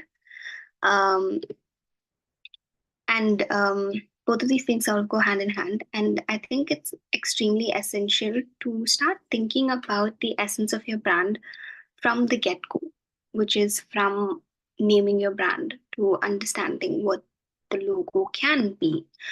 And your brand essence is so important in order to convey to your audience what sort of emotions that they would like to associate your brand with. So when I say heart and soul, I essentially mean the emotion that you're trying to convey. So some of the examples of certain brands that do this extremely well, one I would say is Bumble. Bumble exists in a very crowded market, but yet they tend to be a trendsetter in this particular space that they're in. And I don't think this is necessarily only because of the colors that they use. That can also play a very big factor, the vibrant yellow that they use. But other than that, it's also because how they communicate certain aspects and certain emotions that they want the consumer to associate with their brand. This can be joy, for example. Another example or a case study could be Sutta Bombay, which is very closer to home. Sutta also does this in a very interesting manner, I would say, because the use of colors, especially because they exist in the retail space, and how they use their narrative in their social media marketing is a great case study to look at. So, one of the things that are common between both of these case studies is that both of these were founded by females. And this is quite interesting because as women, we do naturally tend to inhabit certain traits or qualities which could be used when used in a very good way. While creating, it can be quite beneficial. And I think when we look at that in a positive essence, then while as entrepreneurs, when we build our brands, it really plays a positive effect on what you're trying to communicate. So as women, I think understanding certain needs or certain wants of the consumer comes naturally. But that again helps when you know what your brand is trying to convey to your audience. And that's quite essential because it can be a very, very powerful tool while you're creating your brand, while you're creating the aesthetic and the language for your brand. And this really plays a big role, especially when you're not only branding your company, but when you're also branding yourself. And that's quite an interesting thought to think about, especially in this day-to-day life. So that brings me to powerful branding. So when I say powerful branding, I not just mean something that creates a memorable logo or a visual identity, but it's also got to do with a very compelling narrative and storytelling, which need to resonate with the customers on a much deeper level. So I would say on an emotional level.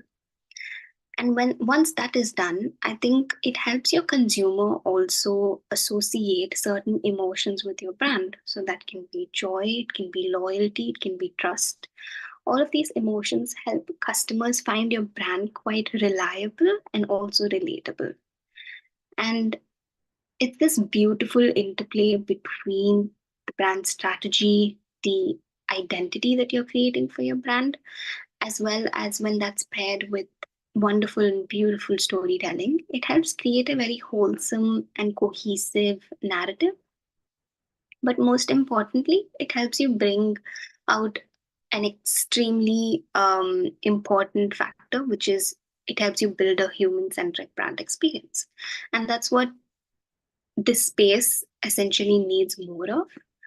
And you have to make sure that you connect your brand with the consumer on a deeper emotional level, because emotions, when you connect them, or when you try to evoke these emotions, it helps because the consumer will either already have those emotions and hence it makes your brand quite relatable, or two, the consumer wants to attain these emotions and hence wants to associate with your brand. So it works on both of these levels, and that ultimately makes a more human-centric brand experience. So that said, I think some of the tips or in general just thoughts that I would like to leave everyone with to ponder on would be these. First would be that nobody knows your brand better than you do. And I think that should be the same from the get-go till the end. For example, me as a designer, when I collaborate with founders, with entrepreneurs, they are my go-to person. So if I have any query, if I have any concern, then I want to speak to you about how you visualize your brand, what sort of emotions you want to evoke within your customer, within your target audience. So you are my person. And when you have that clarity, it makes it easier for me, who is collaborating with you, to understand what sort of picture I would want to put for your brand. Secondly, its authenticity is key. Like the case studies that I had mentioned before, um, they are quite original. All these brands really stand for the characteristics that they were built on, and they are successful because you can see that they've kept at it. And authenticity never goes out of style. So that's the second thought I'd like to leave you on. And the third would be how we can or we should be asking the right questions to evoke emotions and at that positive emotions. What are the emotions that you'd like to leave your consumer with? Can it be joy? Can it be loyalty? Can it be trust? For example, even L'Oreal. L'Oreal, well, they essentially sell consumer products, they essentially sell beauty products. But their strategy is that they sell self esteem more than anything. So, how do you evoke that emotion within your audience is a question that should be asked at every stage when you're developing your brand.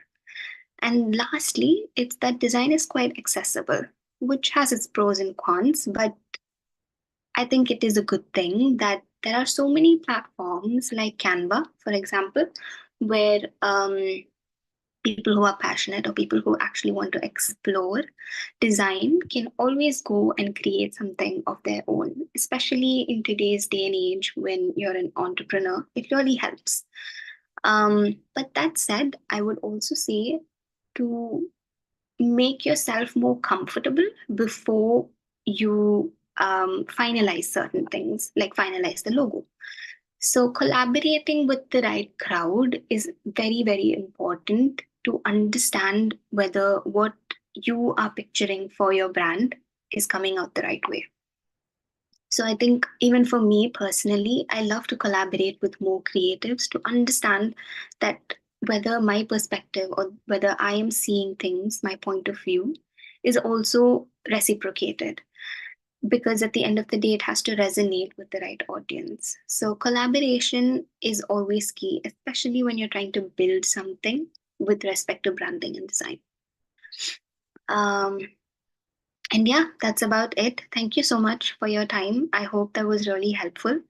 And I can also drop a link of my website so you can get in touch for any questions or just to collaborate. I'm always open for a chat. And I'd also like to thank everybody at WEI for this opportunity, and especially Miss Mahalakshmi for this. So thank you so much, and hope you have a great day ahead. Thank you so much, ma'am, for your informative presentation on planning a business internationally. I was interested in your insights on cultural nuances and market research, as well as the case studies you talked about. Could you suggest some more case studies to the audience as well? This might leave a huge impact on them as well. Yeah, for sure. I think some of the other case studies that I would suggest is definitely L'Oreal. L'Oreal would be a great case study to look at, and Apple. And something closer to home, like I mentioned, Sutta is a great case study. There's also this really tiny brand which is doing quite well now, and that's called Monsoon Harvest. So I would also suggest that as a case study. Thank you so much, ma'am, for these suggestions. Thank I you. guess that's all from our side.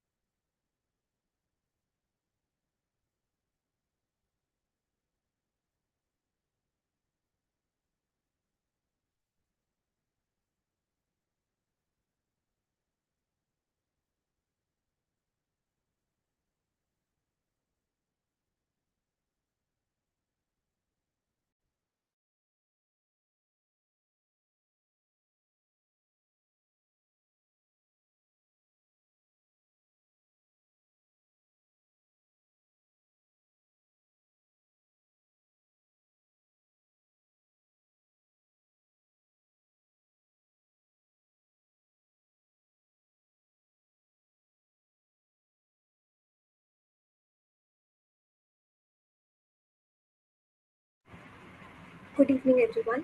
I'd like to introduce Ms. Priya now, an award-winning leadership expert, TEDx speaker, coach, Forbes content writer, and Harvard Business Review Advisory Council member.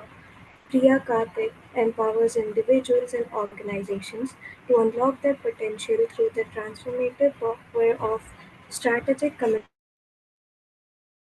communication and purpose-driven leadership. Priya Karthik founded Inspire Academy and a 6-step curriculum to help youth and adults transform their communication skills into a competitive advantage. Through her insightful talks at international conferences and practical advice in newsletters and social media, she guides thousands of professionals and students towards achieving greater success and impact. Over to Ms. Priya. Good evening, everyone. Thank you. I'm really glad to be part of WEI and helping you achieve. You already know this is one of the final sessions. If you're not able to hear me clearly, you can always inform me. And one of the last sessions of the day, I know you had a long day today. You know how it feels when it's a last lecture in our class or in our colleges and schools. We are not 100% attentive. So I'm going to make it very, very precise and powerful. You already know the topic. I'm going to give you nano tips, exactly 3 tips for you to command a room. As women entrepreneurs, naturally, you are looking for a lot of opportunities. And what it takes is 7 seconds. It's a very short time. And 7 seconds is the time that anyone forms an opinion about you. So as women entrepreneurs, we are put in this time frame. This happens to everybody, but this determines your client satisfaction, your investor decisions, your Google reviews, and the referrals that you get. So now my goal is going to be very, very simple for you. I'm not going to have a presentation. I'm going to make it engaging. I want you to think through this and make use of this 15 minutes to the maximum extent. The goal here is how can you capitalize on this limited time, 7 seconds, so that you can score 100% in establishing confidence, building trust with anyone whom you interact with. Are you ready? Now, the first thing that I want you to understand is what is stopping us from achieving this 100%. We might be studying for the test, but somehow we are not able to get that 100% because of 3 issues. First, I call it the cost of silence. I want you to think about a time when you kept silent about a personal accomplishment or a milestone, believing that your work would speak for itself. Have you done that? You can note a 1 or a dash next to you. So you had 1 cost of silence or many. The second cost is the cost of hesitation. When was the last time you held back your opinion or idea due to uncertainty and later saw someone else voice a similar thought and receive credit for it? Happened so many times. When you're in a business meeting and you have 2 or 3 people as participants, an idea struck, but you kept quiet, but someone else took the credit for it because they opened up and spoke. Happens? Okay, put a check mark there as well. Now, the third is the cost of appeasing, which is when was the last time you adjusted your idea to make it more palatable for a meeting, only to notice a bolder and unfiltered idea could have been celebrated? And these are 3 costs that all of us end up having. But research says that women do it more than men. It could be the DNA, it could be the genetics, it could be the way people are perceived. And when these costs add up, imagine what happens to that 7 seconds. The 7 seconds become shorter and people end up having decisions which end up as stereotypes. Many stereotypes. Women are risk averse. Women are not so capable. Women do not speak up. Women do not do that. We don't want to be pushed in that situation at any point of time. So at the end of next 15 minutes, I want each and every one of you to walk out of this conference feeling empowered with these 3 strategies. First, let us see what costs us and how we can overcome it. Let me give you a story. I was in New York City speaking at a conference. On my way back, I went to Starbucks. We love our coffee. We need that. So while I was waiting in my line to give my order, I witnessed a lady who was standing right in front of me apologizing to the barista because her drink order was a little complicated. Hey, sorry, again, this is going to take a moment. And again, when she was about to pay and she could not find her credit card, and again, she said, oh, sorry, I'm taking so much time. Sound familiar to you? Happens in our office rooms, in our corridors. We inadvertently over-apologize for no fault of ours. It is good to be polite. It is good to be, being respectful.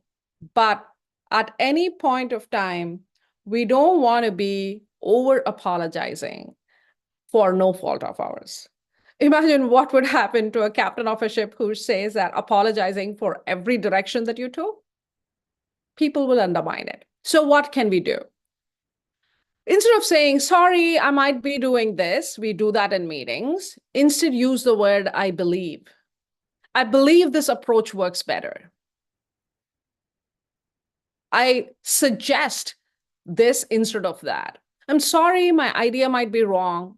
These are called hedging statements so that you can shift your apology to either communicating your belief or expressions of gratitude. How many of times have you started by saying, sorry for the delayed response when you're writing an email? Instead, I appreciate your patience. So instead of making that word sorry, use gratitude or expression of belief. Simple tip. The next one is we use a lot of hedging statements. Imagine what would happen. You go to a surgeon and he says, I could be wrong, but I think I can perform the surgery. Would you feel confident about doing the procedure at all? No. So every time as women, we do it more, we use something called hedging statements, which undermines our presence, our command in the room. I could be wrong. This might not be right for you. So we have a suggestion, we have an opinion, but we have a hedging that undermines that suggestion, which takes away all the power that you have in the room. So these hedging statements could make you sound more considerate, less aggressive, but can undermine your confidence and authority in the room. So neuroscience studies show that when you are speaking, listeners perceive these hedge statements as less confident and assertive, and found that they weaken your perceived strength of an argument. Even if you're trying to make an argument, this statement is going to undermine that. So the next time when you're sharing an idea, I want you to drop that hedging statement off and instead say, if you do not have all the information, instead of saying that I might not have all the info, but I think we should try the strategy. Instead, you can use, you might not be very, very clear, but based on my experience, I recommend this strategy. We use the word I think, I may be wrong. Instead, there are words like recommend, based on my experience, after thoughtful consideration, I consider. So these are statements which will not make you sound aggressive, but it will tactfully put your power back in place. Over apologizing undermining yourself, and most importantly, how you carry yourself in front of people. What are the kind of gestures you use? How are you looking up straight in front so that you are not undermining your confidence? Small changes, verbal or non-verbal communication, can make a significant impact in your professional interaction. As women entrepreneurs, you are looking for getting that S response. You are waiting for that investor to write that check, and you are making sure that your impact is heard and felt in every room you walk into. And unfortunately, we are undermining our own confidence, our own power and authority using these three simple costs: cost of silence, cost of hesitation, and cost of over apologizing. So if you are able to use these strategies, you can very well come out of that and make sure that you can get an S response at every point of time in your life. So with this, I have come across many opportunities in my life. I have been always associated with a world where there are more men than women.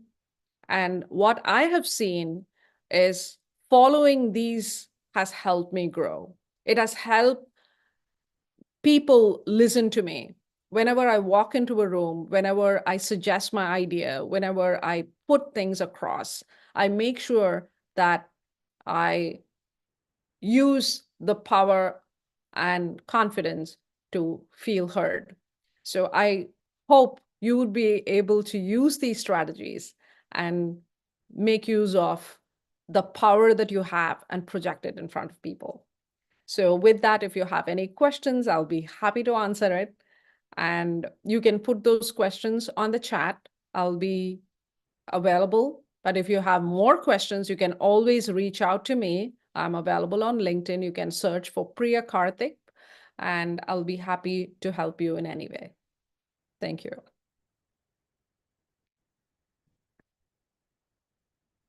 Thank you so much, ma'am, for this enlightening session. Your practical advice and engaging presentation resonated with me deeply. I found your insights particularly helpful, like you mentioned some of the points that we do say sorry a lot many times. So instead, we could express gratitude. That was quite great, and I learned that exactly, and I would take away that thing. Thank you so much, ma'am, for this insightful presentation. We hope to see you soon. Thank you.